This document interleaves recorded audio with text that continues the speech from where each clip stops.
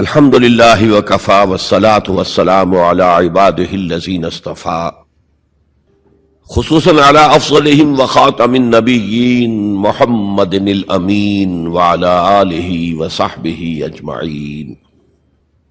اما بعد فقد قال اللہ تبارک وتعالی کما ورد فی سورة الحجرات: اعوذ باللہ من الشیطان الرجیم بسم اللہ الرحمن الرحیم. یا ایھا الناس انا خلقناکم من ذکر وانثی وجعلناکم شعوبا وقبائل لتعارفوا ان اکرمکم عند اللہ اتقاکم ان اللہ علیم خبیر. وقال تبارک وتعالی کما ورد فی سورۃ آل عمران: فاستجاب لهم ربهم انی لا اضیع عمل عامل منکم من ذکر او انثی بعضکم من بعض فالذین هاجروا واخرجوا من دیارهم وأوذوا فی سبیلی وقاتلوا وقتلوا لأکفرن عنهم سیئاتهم ولأدخلنهم جنات تجری من تحتها الانہار ثوابا من عند اللہ واللہ عنده حسن الثواب. صدق اللہ العظیم. وقال النبی صلی اللہ علیہ وسلم فی خطبته فی حجۃ الوداع: لا فضل لعربی علی عجمی ولا لعجمی علی عربی ولا لاسود علی احمر ولا لاحمر علی اسود الا بالتقوی کلکم بنو آدم وآدم من تراب او کما قال صلی اللہ علیہ وسلم. رب اشرح لی صدری ویسر لی امری واحلل عقدۃ من لسانی یفقہوا قولی. اللہم ربنا الہمنا رشدنا واعذنا من شرور انفسنا. اللہم ارنا الحق حقا وارزقنا اتباعہ وارنا الباطل باطلا وارزقنا اجتنابہ. آمین یا رب العالمین. معزز حاضرین اور محترم خواتین، السلام علیکم ورحمۃ اللہ وبرکاتہ. میری آج کی گفتگو کا عنوان اسلام کا معاشرتی اور سماجی نظام. اس ضمن میں سب سے پہلے اس نقطے پر غور کیجئے کہ انسان کی ایک زندگی تو انفرادی ہے اور زندگی کا ایک بہت بڑا حصہ اجتماعی ہے. جیسے جیسے تمدن ترقی کرتا گیا، اجتماعیت کا دائرہ پھیلتا گیا، انفرادیت کا دائرہ سمٹتا گیا. چنانچہ آج کو آپ کو معلوم ہے کہ کوئی ریاست ہے، اس کا دستور ہے، اس کا نظام ہے، تمام شہری اس میں جکڑے ہوئے. اور اب تو پوری دنیا جو ہے وہ ایک شہر کے مانند ہو گئی ہے، اور کہا جا رہا ہے کہ یہ گلوبل ولیج ہے. یہ تو ایک گاؤں کی شکل اختیار کر گیا. یہ جو انسان کا اجتماعی نظام ہے، اس کی 4 سطحیں ہیں. سب سے بنیادی سطح جو ہمیشہ سے ہے، چاہے انسان ابھی غاروں میں رہتا ہو، ابھی کوئی اور اجتماعی نظام کی شکل نہیں تھی، لیکن عائلی نظام، مرد اور عورت کا رشتہ، ان کے درمیان ازدواج اور اس سے اولاد کا پھیلنا، یہ اجتماعیت کی پہلی شکل ہے، جس سے کہ خاندان وجود میں آتے ہیں. اس سے ذرا اوپر چلیے تو خاندانوں کے مجموعے کا نام معاشرہ ہے، سوسائٹی ہے. ایک پہلو پھر اسی اجتماعی نظام کا معاشی نظام ہے. کمائی کے کیا ذریعے صحیح ہیں، کیا غلط ہیں، دولت کا کیا استعمال صحیح ہے، کیا غلط ہے. اور سب سے اوپر سیاسی نظام ہے. اب اگر آپ اس کو سمجھیں گے کہ ایک جیسے مثلث ہوتی ہے، نیچے بیس ہے، دونوں طرف سے زاویے جو ہیں اس کے دونوں اضلاع جا رہے ہیں، اوپر مل جاتے ہیں، تو سب سے بڑا جو انسان کی زندگی کا اجتماعی حصہ ہے وہ عائلی نظام ہے. پھر معاشرتی نظام ہے، پھر اس سے کمتر حیثیت معاشی نظام، سب سے کم ترین سیاسی نظام۔ میں یہ ساری باتیں کس لیے بتا رہا ہوں کہ قرآن مجید کا ہر طالب علم جانتا ہے کہ آئلی قوانین جس قدر تفصیل سے قرآن مجید میں بحث کی گئی ہے ان کے بارے میں، اس درجے میں معاشی قوانین کا بیان تو نہیں ہوا۔ سیاسی نظام تو کوئی اسلام نے دیا ہی نہیں، چند اصول دیے ہیں۔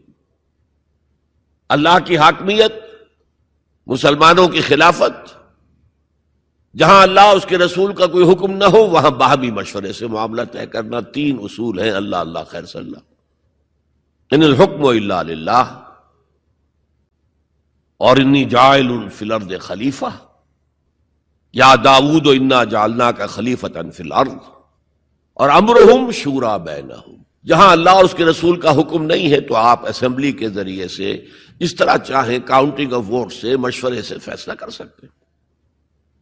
تین اصول ہیں بس، اس پر ریاست جو ہے وہ پارلیمانی ہو، وہ صدارتی ہو، ان میں سے نہ کوئی واجب ہے نہ کوئی حرام ہے، یونٹری ہو، وحدانی، یا فیڈرل ہو یا کانفیڈرل ہو، ان میں سے بھی کوئی چیز نہ واجب نہ فرض نہ حرام، یہ آپ کے اپنی مرضی سے ہے، آپ اپنی باہمی مشورے سے جو لوگ چاہتے ہوں اختیار کر لیں۔ نظام کے بارے میں کوئی سیاسی نظام کا ڈھانچہ ہمیں ایسا نہیں دیا گیا کہ وہ واجب ہے آپ پر، اصول دیے گئے۔ معاشیات کے ضمن میں سود حرام، جوا حرام، نشہ آور چیزوں کی تجارت حرام، انسان کے سفلی جذبات کو، شہوانی جذبات کو بھڑکا کر کمائی کرنا حرام، بس۔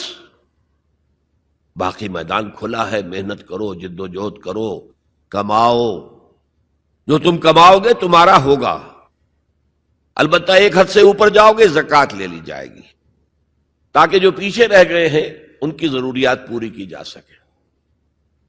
جہاں آزاد معیشت ہوگی وہ ایسے ہی ہے جیسے کہ آزاد دوڑ ہو رہی ہے۔ اب جب دوڑ میں ظاہر بات ہے کہ آپ اگر تو انہیں رسے سے باندھ دیں گے تب تو نہ کوئی آگے رہا نہ پیچھے رہا، لیکن دوڑ کا فائدہ کیا ہے؟ دوڑ تو یہ ہے کہ ذرا وہ شخص جو تیز دوڑ سکتا ہو وہ نمایاں ہو۔ تو فری اکانومی جہاں بھی ہوگی، کوئی آگے نکل جائیں گے کوئی پیچھے رہ جائیں گے، تو پیچھے والوں کے بھی کچھ حقوق کا لحاظ کیا جائے۔ زکوٰۃ کیا ہے؟ تؤخذ من اغنیائہم ترد الی فقرائہم، ان کے امیروں سے وصول کی جائے گی، ان کے غریبوں کو دے دی جائے گی، بس یہی جو ہے اسلام کا معاشی نظام ہے۔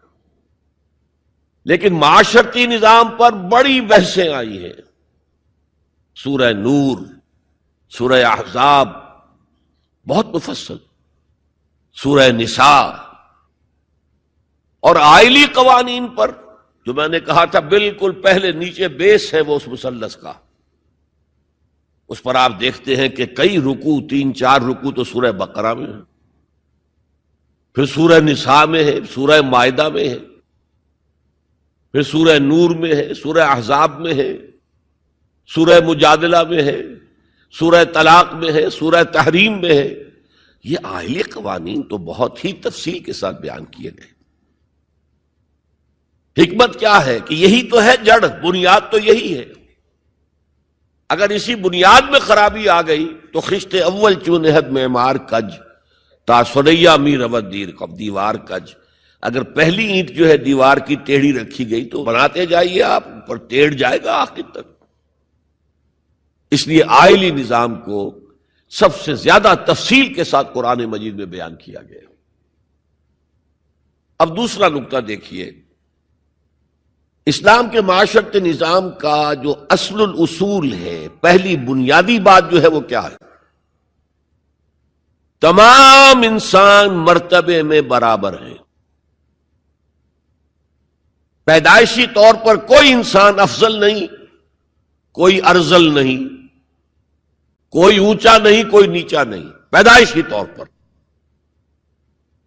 اونچ نیچ ہوگی، وہ ہوگی ایکوائرڈ کریکٹرز کی وجہ سے، جو آپ نے حاصل کیا۔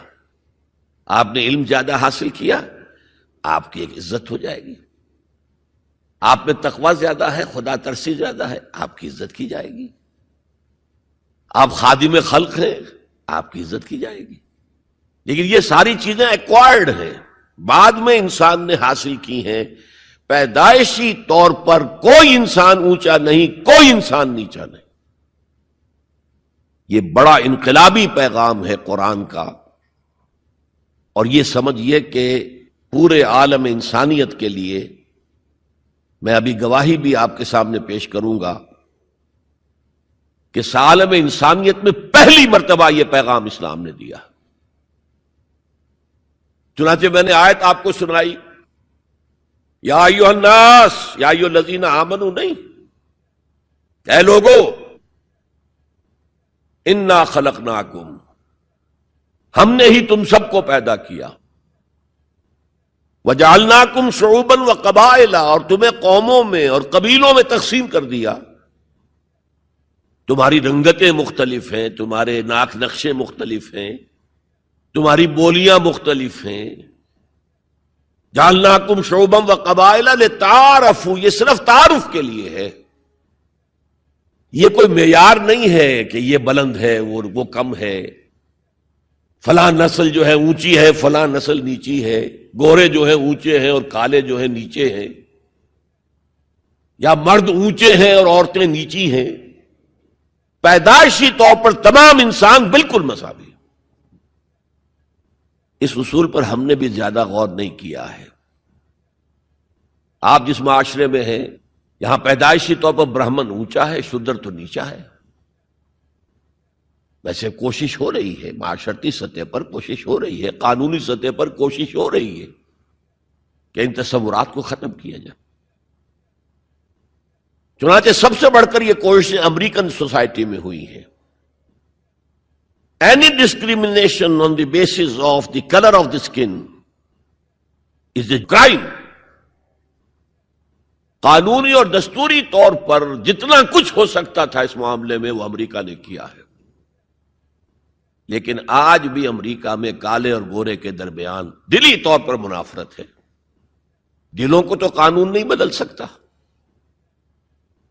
قانون تو آپ کے ظاہر پر حکمرانی کر سکتا ہے، اور میں سمجھتا ہوں کہ یہ کریڈٹ دیا جانا چاہیے، انہوں نے غلامی کے خاتمے کے لیے جنگ لڑی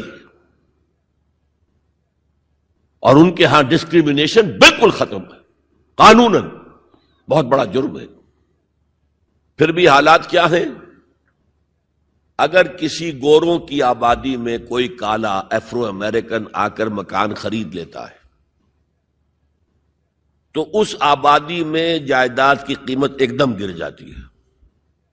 اب وہ سارے گورے وہاں سے بیچ بیچ کے اپنے گھر باہر جا کے ٹاؤن شپس علیحدہ آباد کر لیتے ہیں، ان کے ساتھ رہنے کو تیار نہیں ہے۔ کون سا قانون روکے گا انہیں اس سے کہ آپ اپنا مکان نہیں بیچ سکتے، آپ کو یہیں رہنا پڑے گا؟ یہ تو کوئی بات نہ ہوئی۔ چنانچہ جو حضرات امریکہ آتے جاتے رہتے ہیں ان کے علم میں ہے کہ ہر بڑے شہر کا جو ڈاؤن ٹاؤن ہے وہ افرو امریکنز کے قبضے میں ہے۔ بالٹیمور میں چلے جائیے، واشنگٹن میں چلے جائیے، لاس اینجلس میں چلے جائیے، جہاں جائیں گے ڈاؤن ٹاؤن وہ افرو امریکنز کالوں کے قبضے میں ہے، اور سب لوگ باہر نکل نکل کے انہوں نے اپنی بستیاں بسا لی ہیں گوروں نے۔ تو یہ صورتحال، اس میں قرآن مجید کہتا ہے کہ دیکھو لوگوں، تم میں کوئی بنیادی طور پر، پیدائشی طور پر، رنگت کی وجہ سے، نسل کی وجہ سے کوئی نہ افضل ہے نہ مفضول ہے، نہ کوئی اعلیٰ ہے نہ ادنا ہے، کلکم۔ اور اس پر میں نے جو پیش کی ہے گواہی مزید حضور کی حجۃ الوداع کے خطبے سے، لا فضل لعربی علی عجمی ولا لعجمی علی عربی ولا لاسود علی احمر ولا لاحمر علی اسود الا بالتقوی کلکم بنو آدم وآدم من تراب۔ کسی عرب کو کسی اجمی پر کوئی فضیلت حاصل نہیں، حالانکہ عربوں کی گھٹی میں پڑا ہوا تھا کہ ہم بہت افضل ہیں،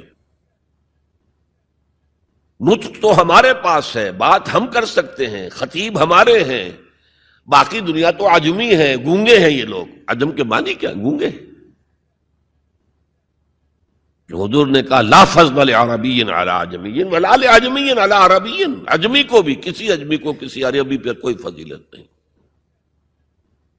ولا لأحمر علی اسود، کسی سرخ روح کو، سفید اور سرخ رنگت والے کو کسی سیاہ فام کے اوپر کوئی فضیلت نہیں، نہ کسی سیاہ فام کو کسی گورے پر کوئی فضیلت ہے۔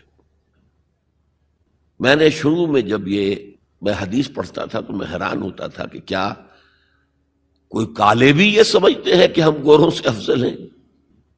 امریکہ میں جا کے بھید کھلا، وہ تو کہتے ہیں ہم مکمل انسان ہیں، یہ تو کچے ہیں، پکے ہوئے ہی نہیں ابھی۔ مذاق اڑاتے ہیں، ان کے ہاں جو ہے سفید چمڑی والوں کا شدید مذاق اڑتا ہے۔ تو حضور نے تو کہا تھا 1400 برس پہلے لولا لفضل لاسود علی احمر ولا لاحمر علی اسود، کسی گورے کو کسی کالے پر، کسی کالے کو کسی گورے پر کوئی فضیلت نہیں۔ کلکم بنو آدم، تم سب کے سب آدم کی نسل ہو، وآدم من تراب، اور آدم مٹی سے بنے تھے علیہ الصلوۃ والسلام۔ یہ جو نکتہ میں اتنے اہتمام سے بیان کر رہا ہوں، اس کے لیے میں گواہی اب دے رہا ہوں ایچ جی ویلز کی، نام سنا ہوگا آپ نے۔ وہ زیادہ مشہور تو ہے سائنٹیفک فکشن کے معاملے میں، اس نے اپنے زمانے میں ایسی کہانیاں لکھی، ایسے افسانے لکھے جو آنے والے دور میں سائنس کے جب کہ عروج ہونے والا تھا تو واقعات کے طور پر سامنے آنے والے تھے۔ سائنٹیفک فکشن، کہانیاں لکھنا، افسانے لکھنا سائنسی بنیادوں پر۔ لیکن تاریخ عالم پر بھی ان کی 2 کتابیں اس شخص کی جو ہیں وہ بہت ہی عمدہ ہیں، اس میں کوئی شک نہیں۔ A short history of the world, اور دوسری ہے a concise history of the world. Concise history of the world میں پہلے میں یہ بیان کر دوں کہ اس نے حضور پر بڑے کیچڑ اچھالا ہے۔ شاطم رسول جیسے آج رشدی ہے، یا بنگالی جو ہے تسلیمہ نسرین ہے، یا ایک اور بھی اٹھ کر آ گئی ہے اب، جس طرح وہ کیچڑ اچھالتے ہیں، جس طرح وہ حملے کرتے ہیں، رقیق حملے کرتے ہیں، ایسے ہی ایچ جی ویلز نے بھی کیے ہیں۔ یہ میں کس لیے بتا رہا ہوں؟ تاکہ یہ بات جو ہے واضح ہو جائے کہ وہ عقیدت مند نہیں ہے، حضور کا دشمن ہے۔ اور عربی کی ایک کہاوت یہ ہے کہ الفضل ما شہدت بہ الاعداء، دوست اور عقیدت مند تو تعریف کریں گے، کیا کسی مسلمان کے لیے ممکن ہے کہ حضور کی تعریف نہ کرے؟ بلکہ وہ نعتیں پڑھتے ہوئے غلوف بھی کر جائیں گے، کہیں سے کہیں پہنچا دیں گے۔ ہاں اگر دشمن تعریف کرے تو وہ بات ہے کہ جو قابل غور ہے۔ میں نے اس لیے اسٹیبلش کیا دشمن ہے، دوست نہیں ہے، عقیدت مند نہیں ہے۔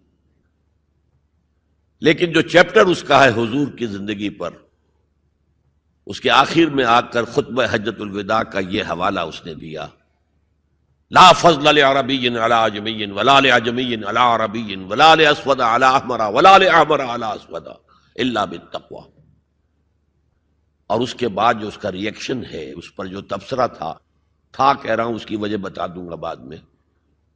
معلوم ہوتا ہے گھٹنے ٹیک کر کوئی شخص جو ہے اور سر جھکا کر خراج عقیدت پیش کر رہا ہے۔ ایگزیکٹ الفاظ یہ تھے اس کے، although the sermons of human equality, fraternity and freedom were said before also, and we find a lot of such sermons in Jesus of Nazareth, but it must be accepted that it was Muhammad sallallahu alayhi wasallam who for the first time in human history established a society based on these principles، کہ اگرچہ انسانی مساوات، اخوت اور حریت کے واعظ تو پہلے بھی بہت کہے گئے تھے، بہت کہے گئے تھے، اب عیسائی ہونے کے باوجود کہتا ہے کہ مسیح ناصری، جیزس آف نازرت، حضرت عیسیٰ علیہ السلام کے ہاں بھی واعظ تو بہت ہے، لیکن ان اصولوں پر کوئی معاشرہ وہ قائم نہیں کر سکے۔ تاریخ انسانی میں پہلی شخصیت محمد کی ہے صلی اللہ علیہ وسلم، جس نے کہ ان اصولوں پر معاشرہ بالفعل قائم کر کے دکھایا۔ اچھا، اب آئیے اس کی اہمیت پر۔ اہمیت یہ ہے کہ آج جیسا کہ میں نے کہا تھا کہ دنیا سکڑتی جا رہی ہے، فاصلے تو کوئی ہے ہی نہیں، اب کوئی معنی ہی نہیں۔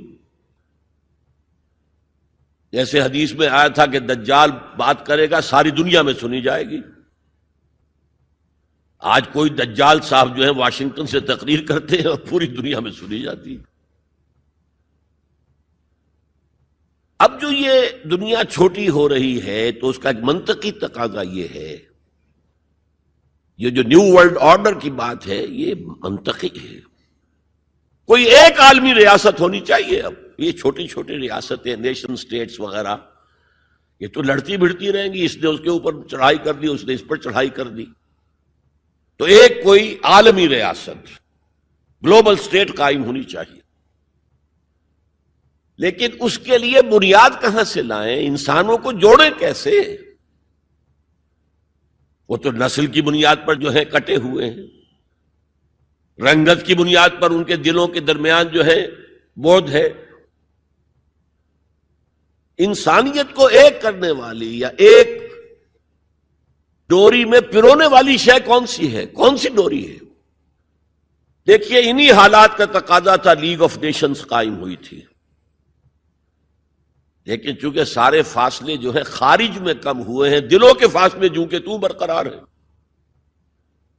ناکام ہو گئی، ختم ہو گئی۔ اقبال نے اس کی موت کی پیشن گوئی کی تھی، بیچاری کئی روز سے دم توڑ رہی ہے، ڈر ہے خبر بد نہ میرے منہ سے نکل جائے،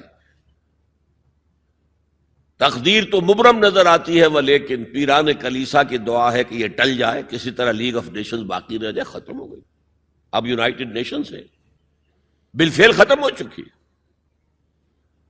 سپر پاورز کے مفادات کے تحت، اور اب تو وہ سپر پاورز بھی دو نہیں، سپریم پاور جو ہے وہ یونائٹڈ نیشنز کی اکثریت روکنا چاہے وہ نہیں رکتی۔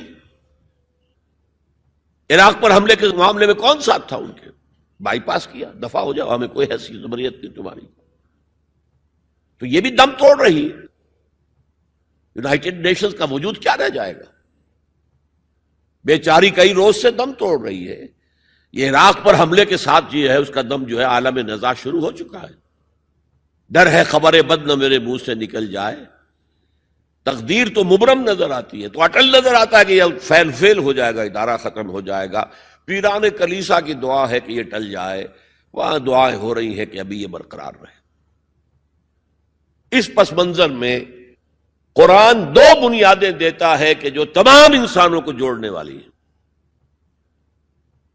ایک وحدت الہ، وحدت خالق، تم سب کا خالق ایک ہی ہے، اللہ۔ اب ایوولوشن کی تھیوری ماننے والے کیسے مانیں گے کہ کوئی ایک اللہ ہے، کوئی ایک خالق ہے؟ تو نہیں مان سکتے۔ نمبر دو، تم سب ایک ہی جوڑے کی اولاد ہو، یا ایھا الناس انا خلقناکم، اے تمام انسانوں ہم نے تم سب کو پیدا کیا۔ وحدت خالق، وحدت الہ، اس پر سب جڑ جائیں گے آپس میں، ہندی ہو، چینی ہو، پاکستانی ہو، ایرانی ہو، امریکی ہو، کالے ہو، گورے ہو، پیلے ہو، سب اللہ کی مخلوق۔ اگر دل میں اللہ پر یقین ہے تو یہ پھر سارے جو فرق ہیں ایویپوریٹ ہو جائیں گے۔ ایک کالے حبشی کو جس کے گھنگریالے بال تھے، ہونٹ موٹے موٹے تھے، شین ادا نہیں کر سکتا تھا، اشہدو نہیں کہہ سکتا تھا، اشہدو کہتا تھا، بلال۔ اور حضرت عمر فاروق جو اسلام سے پہلے بڑے نیشنلسٹ تھے، اپنی قرشیت پر فخر، اپنے خاندان پر فخر، اور وہ عمر فاروق جبکہ وہ خلیفہ تھے حضرت بلال کا نام نہیں لیتے تھے سیدنا کے بغیر، سیدنا بلال، سیدنا بلال، سیدنا بلال۔ حضرت ابو بکر کے بارے میں فرماتے ہیں ابو بکر سیدنا وآتق سیدنا، ابو بکر خود بھی ہمارے سردار ہیں، انہوں نے ہمارے سردار کو آزاد کرایا تھا خرید کر۔ تو یہ فرق تو جب تک کہ آپ اللہ پر ایمان نہ رکھتے ہوں تو کوئی بنیاد ہی نہیں ہے. ہمارے اور ان کے درمیان کیا بنیاد ہے؟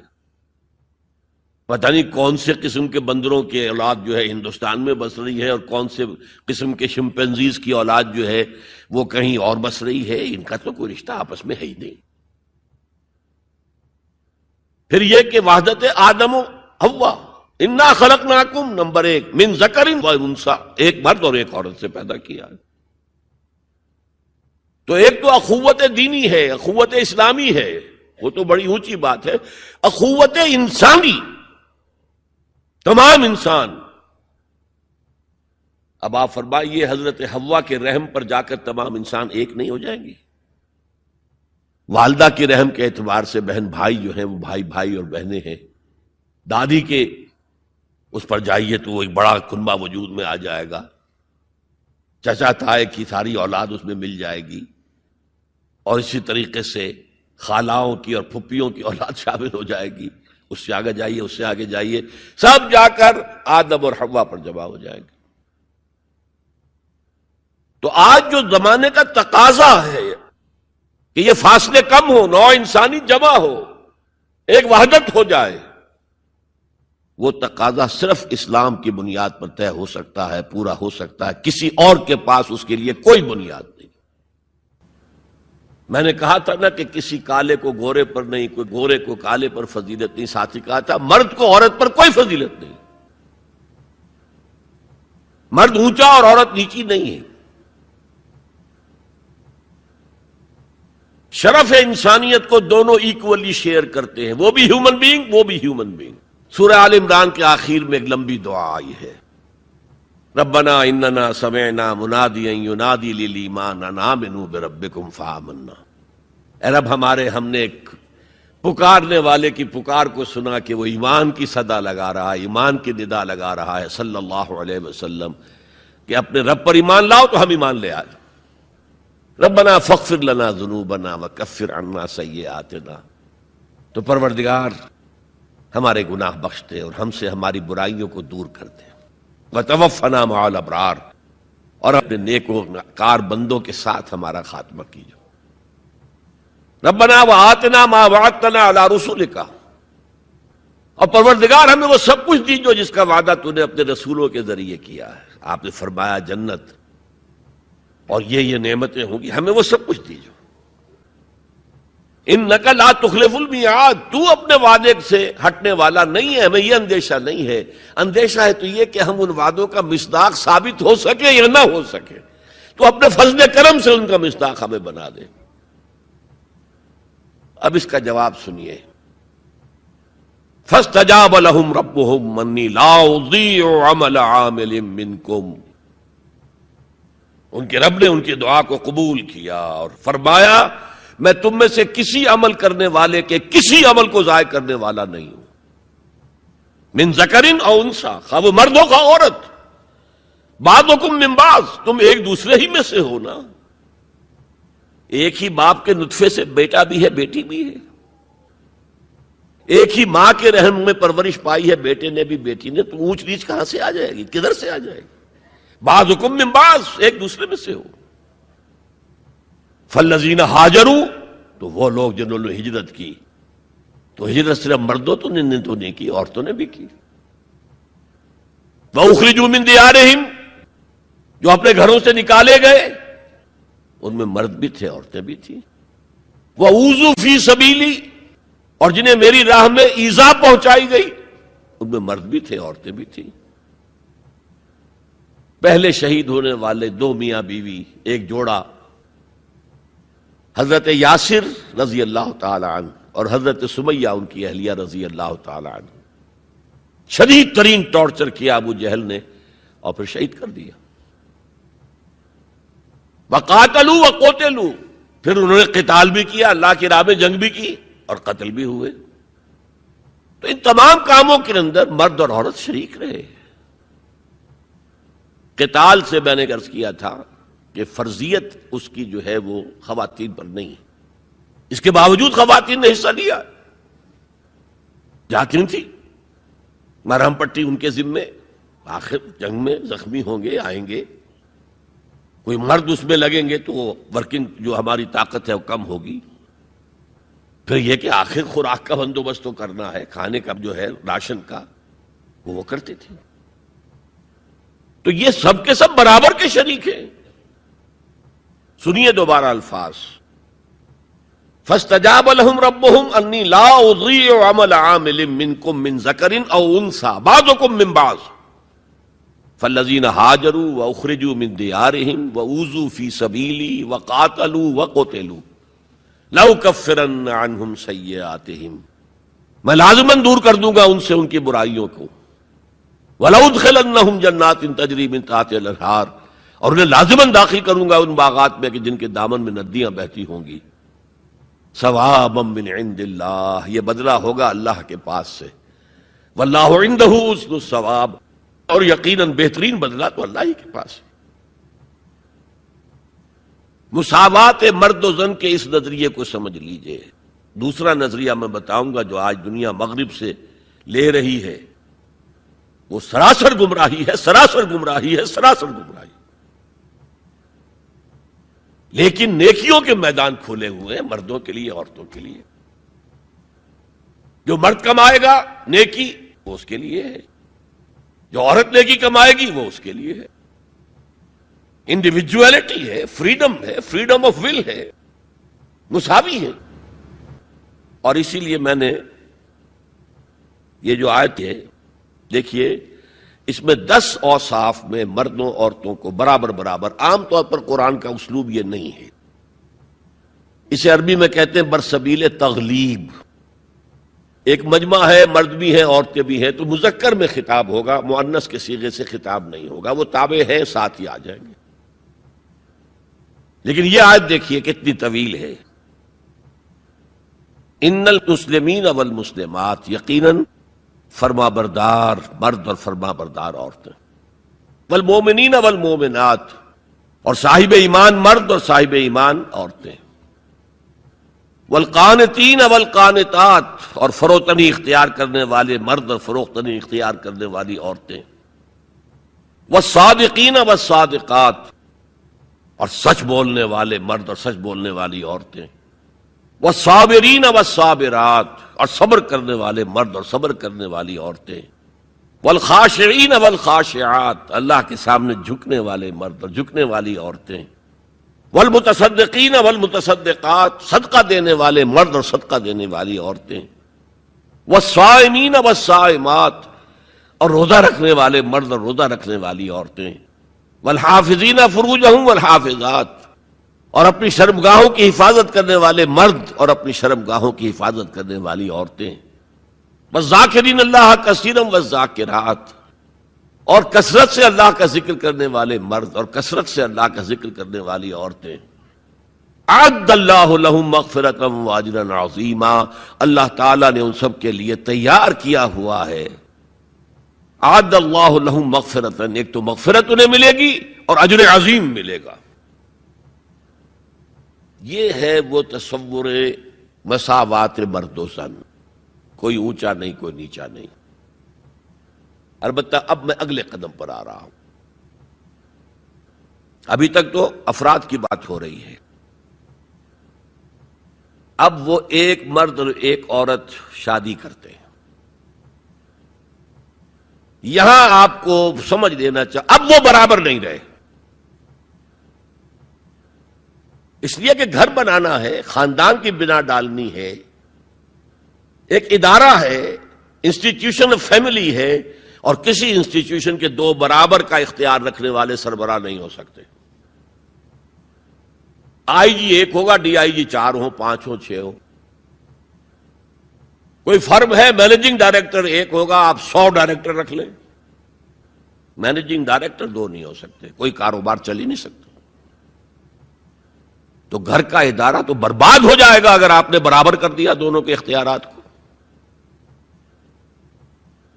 آج اس کا مزہ چکھ رہا ہے یورپ اور ویسٹ اور امریکہ. خاندانی نظام ٹوٹ گیا. آج وہ شادی کرتے ہی نہیں، مرد شادی نہیں کرتے. کیوں کریں؟ قانون آپ نے یہ بنا دیا ہے کہ آپ نے آج شادی کی اور 1 مہینے کے بعد آپ اپنی بیوی کو طلاق دیں تو اپنی پوری دولت کا نصف دینا پڑے گا اسے. وہ کہتے ہیں ہم نہیں کرتے یہ. لیکن عورت کی تو ضرورت ہے نا، مرد کی ضرورت عورت ہے، لیکن عورت کی ضرورت بھی تو ہے مرد۔ مرد کہتا آؤ میرے ساتھ رہو، کھاؤ پیو، میں شادی نہیں کروں گا۔ وہ یہ کہتے ہیں وی آر لیونگ ٹوگیدر، بس we are not married, we are living together. بچے بھی ہو رہے ہیں۔ یہ کلنٹن کا 3-4 سال پہلے صدر تھا وہ، تو اس کا جو آیا تھا state of the union address, سال میں ایک دفعہ وہاں کا صدر دیتا ہے، پوری قوم کو خطاب کرتا ہے، اس میں اس نے کہا تھا کہ عنقریب ہماری امریکی قوم کی اکثریت حرام زادوں پر مشتمل ہوگی۔ اس کے الفاظ حرام زادہ نہیں، اس نے کہا باسٹرڈ نہیں کہا، کیا کہا؟ Born without any wedlock, ماں باپ کے درمیان کوئی شادی کا بندھن ہے ہی نہیں اور بچے پیدا ہو رہے ہیں، یہی تو حرامی کہلاتے ہیں ہمارے ہاں۔ حرام زادہ کسے کہتے؟ اور یہودیوں نے حضرت مسیح کو کیوں کہا حرام زادہ؟ ان کا کہنا یہ ہے، جھوٹ ہے بکواس ہے، لیکن کہنا یہ ہے کہ حضرت مریم سلام علیہا کا رشتہ تو ہو گیا تھا، نجار یوسف نجار ایک بڑھئی تھا، اس سے رشتہ ہو گیا تھا، لیکن ابھی وداعی نہیں ہوئی تھی کہ انہوں نے تعلق زن و شوق قائم کر لیا، تو یہ تو حرام کام ہوا، زنا ہوا، تو ولد الزنا ہے۔ بہرحال خاندان کا ادارہ تلپٹ ہو کر رہ گیا ہے، بنیادی طور پر اس کے لیے آئلی قوانین جو قرآن نے دیے۔ میں نے بارہا کہا کہ میں مسلمانان بھارت کو سلام کرتا ہوں، انہوں نے اپنی آئلی قوانین میں آج تک کوئی دخل اندازی نہیں ہونے دی، جبکہ ہمارا حال یہ ہے کہ 1962 میں ایک ڈکٹیٹر، خود ساختہ فیلڈ مارشل، اس نے آئلی قوانین کا آرڈیننس نافذ کیا، جس کو سب نے کہا، شیعہ، سنی، دیوبندی، بریلوی، اہل حدیث، جماعت اسلامی، سب نے کہا یہ غلط ہے اسلام کی روح سے، لیکن کوئی تحریک نہیں چلائی۔ جان تو کیا دینی تھی، کسی کے نکسیر تک نہیں پھوٹی، وہ آرڈیننس سے قانون بن گیا، اور ضیاء الحق صاحب 11 سال تک اسلام اسلام اسلام اسلام پکارتے چلے گئے، اس آرڈیننس کو ہاتھ نہیں لگایا، قوانین جو کے تو رہے، یہاں تک کہ انہوں نے فیڈرل شریعت کورٹ قائم کی، اور کچھ حسن کا ظن میرے بارے میں ہو گیا تھا، مجھے اپنی شورا کا رکن بنایا۔ پہلے انہوں نے وزارت پیش کی تھی مرکزی، میں نے کہا نہیں جناب، میں ایک تو اس کا اہل نہیں ہوں، کبھی ان میدانوں میں گیا ہی نہیں، حکومت کے کوریڈورز میں میرا آنا جانا نہیں ہے، میں اس کا اہل نہیں ہوں۔ ثانیاً اصل حکومت فوج کی ہے، آپ نے ہمیں کرنے کچھ نہیں دینا، اور الزام ہم پر آئے گا، یہ ناکام ہوگا، اس لیے کہ اس سے پہلے کی ایک منسٹری تھی جس میں جماعت اسلامی اور جمعیت علماء اسلام کے وزراء تھے، اور ان دونوں کو داغدار کر کے اس نے نکال باہر کیا تھا، یہ کوئی کام نہیں کر سکے۔ بھائی کام تم کرنے دو تو کرے، تم تو کہتے میری کانسٹیچوئنسی تو فوج ہے، یہ تو فوج کو راضی رکھنا ہے۔ بہرحال میں نے ان سے کہا تھا یہ ہے 2 جولائی سن 82 کی بات۔ میں نے کہا آپ اپنے ماتھے پر کلنک کا ٹیکا لیے پھر رہے ہیں، اور مجھے خیال بھی آیا کہ میں نے یہ کیا کیا، یہ تو میں نے تو محاورہ استعمال کیا تھا، ان کی پیشانی پر محراب تھا، میں نے سوچا یہ ناراض ہو نہیں ہوا، وہ اس معاملے میں بہت ٹھنڈے آدمی تھے، بہت متحمل مزاج۔ کہلے کیوں کہہ رہے ہیں آپ یہ؟ میں نے کہا دیکھیے آپ نے فیڈرل شریعت کوڈ بنائی، اس میں اپنے ہینڈ پکڈ علماء رکھے، تقی عثمانی کس کا چوائس ہے؟ آپ کا۔ پیر کرم شاہ کس کا چوائس ہے؟ آپ کا۔ ملی غلام علی کس کا چوائس ہے؟ آپ کا۔ اور اس کوڈ کے بھی ہاتھ باندھ دیے، ویسے تو یہ 2 بیڑیاں پہنائی تھی اور 2 ہتھکڑیاں، لیکن میں اس وقت اپنی گفتگو کے حوالے سے صرف ایک کا ذکر کر رہا، آئلی قوانین پر بھی آپ کوئی بات نہیں کر سکتے۔ میں نے کہا یہ کیا؟ یہ تو انگریز نے نہیں چھیڑے تھے ہمارے، اور بھارت کا مسلمان آج تک اس کی حفاظت کر رہا ہے۔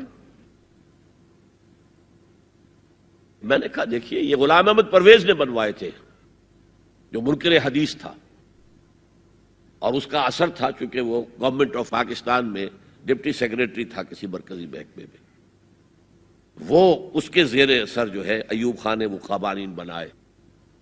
اور میں نے کہا ضیاء الحق سے کہ وہ بھی زندہ ہے، ابھی زندہ تھے وہ عدالت میں آئے ثابت کر دیں کہ کتاب و سنت کے خلاف کوئی چیز اس میں نہیں ہے. میں خوش، میرا خدا خوش. میں یہ تو نہیں کہتا کہ جو میں کہوں وہ آپ کریں، لیکن آپ نے عدالت کے ہاتھ کیوں بند کیے؟ کہنے لگے کہ پھر ان خواتین کو کون مطمئن کرے گا؟ میں نے کہا اگر آپ کا سوچ کا انداز یہی ہے تو یہ میرا استعفیٰ حاضر ہے، میں آپ کی شورا میں نہیں بیٹھ سکتا. استعفیٰ دے کر آگے. میں جو حوالے سے بات کر رہا تھا وہ یہ کہ جب یہاں وہ ایجیٹیشن ہوا ہے، اور میں دلی میں تھا اور میں نے انگریزی اخبار میں فوٹو دیکھا تھا کہ جس قدر عظیم ایک جلسہ بمبئی میں ہوا تھا، کیپشن یہ تھا اخبار میں اے میمتھ گیدرنگ آف بامبے مسلمز، میمتھ. اور اس میں ظاہر بات ہے ایجیٹیشن کے اندر جانیں بھی دینی پڑی، سب کچھ ہوا. پھر حکومت نے گھٹنے ٹیک دیے کہ نہیں؟ اور صرف گھٹنے نہیں ٹیکے، راجیو کی یہ تقریر لوک سبھا کی ریکارڈ پر ہے کہ میں نے تو اس سے پہلے کبھی مطالعہ نہیں کیا تھا، اب اس مسئلے پر مطالعہ کیا ہے تو میں نے دیکھا ہے کہ جتنے حقوق اسلام نے عورت کو دیے کسی مذہب نے نہیں دیے. یہ بات ہے جو اسے ماننی پڑی. لیکن برابر آپ کر دیں گے تو خاندان کا ادارہ ختم ہو جائے گا. اسی لیے فرمایا گیا الرجال قوامون علی النساء فالصالحات قانتات حافظات للغیب بما حفظ اللہ. مرد حاکم ہیں عورتوں پر، نیک بیویاں وہ ہیں جو اپنے شوہروں کی اطاعت کرتی ہیں. ظاہر بات ہے کہ کوئی رائے ہے، اختلاف رائے ہو گیا ہے شوہر اور بیوی میں، بیوی دلیل سے سمجھا لے، اپیل سے سمجھا لے، جس طرح بھی سمجھا لے، منوا لے، ٹھیک ہے، اور نہیں تو اسے شوہر کی بات ماننی پڑے گی. فالصالحات قانتات، وہی لفظ جو ابھی آپ نے پڑھا، قانتین بل قانتات، فرما بردار مرد اور فرما بردار عورتیں. تو نیک بیویاں تو وہ ہیں جو اپنے شوہروں کی اطاعت گزار ہیں. اس سے وہ بانڈ جو ہے مضبوط رہتا ہے. پھر اسلام نے اتنا منصفانہ نظام کیا ہے قائم. میں نے آپ کے سامنے اقبال کا ایک مصرع پڑھا تھا، وہ جو ابلیس نے کہا کہ عصر حاضر کے تقاضاؤں سے ہے لیکن یہ خوف ہو نہ جائے آشکارا شر پیغمبر کہیں. زمانے کا تقاضا یہ، زمانہ ادھر جا رہا ہے، مجھے خطرہ ہے اسلام آئے گا جو آج بش کو خطرہ ہے. آئے گا چاہے اس سے پہلے لاکھوں مسلمان قتل ہو جائیں، چاہے اس سے پہلے کروڑوں مسلمان قتل ہو جائیں. تاتاریوں کے ہاتھوں بھی کروڑوں قتل ہوئے تھے، لیکن پھر تاتاریوں نے مسلمانوں کو فتح کیا تھا، اسلام نے تاتاریوں کو فتح کر لیا. ہے عیاں فتنہ تاتار کے افسانے سے، پاسماں مل گئے کعبے کو صنم خانے سے. ہو سکتا ہے اب بھی ایسا ہو جائے، تو وہ ڈرتے ہیں کہ یہ نظام آئے گا، اس لیے اتنے خوف زدہ ہیں. جب اللہ نے مرد کو بنایا طاقتور زیادہ، اور عورت کا حسن یہ ہے کہ وہ نازک ہو. وہ کبھی کوئی حمیدہ پہلوان ہوتی تھی بھارت میں ایک، اس نے جو کہا تھا کہ میں اس سے شادی کروں گی جو مجھے پچھاڑ لے. میں کون پچھاڑے گا اس کو، خود ہی پچھاڑ جائیں گے وہ. تو عورت کا حسن تو نزاکت میں ہے، لہذا بھاری بوجھ اس پر نہیں ڈالے. ملک کا ڈیفنس مردوں کا ذمہ داری ہے، نان نفقے کی فراہمی مردوں کی ذمہ داری، عورت کی نہیں ہے. عورت کا کام ہے گھر میں رہے، شوہر کے لیے اچھا ماحول پیدا کرے. اب اگر دن بھر 8 گھنٹے عورت بھی کام کر کے آئی ہے، کسی باس نے بھی جھڑک دیا ہوگا، کچھ اور ہوگا، تھکی تھکائی اور طبیعت تقدر لے کر آئی ہے، مرد کا بھی یہی حشر ہے، گھر میں جائیں گے تو کیا ہوگا؟ لڑیں گے، لیکن گھر میں رہی ہو عورت. پھر بچے آ جاتے ہیں، 1 بجے آ گئے، ماں باپ دونوں آئیں گے شام کو 6 بجے، 7 بجے، 8 بجے. بڑے بڑے شہروں میں تو وہاں پر 2 گھنٹے تو لگتے ہیں گھر پہنچنے میں. یہ بچے کیا کریں گے؟ کس قسم کے تجربات کریں گے؟ کہ سارا بیڑا غرق ہو رہا ہے. عورت کے ذمہ نہیں ہے کام کرنا. کہتے ہیں مجبوری ہے. آپ اپنے سٹینڈرڈ آف لیونگ کو بڑھاتے جائیے، بڑھاتے جائیے، بڑھاتے جائیے، دونوں کی سر توڑ محنت کے باوجود آپ کا جو ہے تقاضا پورا نہیں ہوگا، اور اسی کو سکیڑ لیجئے. کمانا شوہر کا کام ہے، بیوی کا نہیں. اس کو اقبال نے کہا ہے کہ اسلام کا معاشرتی نظام 2 حصوں پر مشتمل ہے. حافظ ناموس زن، ایک تو عورت کی عصمت و عفت کی حفاظت. مرد آزماں، مرد کے اوپر چیلنج ہے. بھاری بوجھ تمہیں اٹھانے ہیں، مرد آزماں مرد آفرین. بھاری کام سارے مردوں کے لیے ہیں. عورت گھر میں رہے. اور آج بھی امریکہ میں جو سٹے ایٹ مومز کہلاتی ہیں، وہ مائیں جو گھروں میں رہتی ہیں، ان کا بہت بڑا ان کا مقام ہوتا ہے. ان کے بچوں کی تربیت جو ہو سکتی ہے. اور سب سے زیادہ مظلوم وہاں پر عورت ہے. مجھے بتایا جاتا ہے کہ جب سردی برف پڑ رہی ہوتی ہے تب بھی سب سے پہلے سڑکوں پر آپ کو عورتیں نظر آئے گی. مرد 1 گھنٹے بعد گھر سے نکلے گا، کیونکہ اس عورت نے کہیں اپنے بچے کو کسی بیبی سیٹر کے پاس، چلڈرن کیئر کے پاس بھیجے گی، پہنچائے گی، پھر اپنے آفس جائے گی. شام کو آفس سے نکلے گی، وہاں سے بچے کو لگی، پھر گھر آئے گی. مظلوم ترین عورت ہے وہاں پر. دونوں بوجھ ڈال دیے اس پر.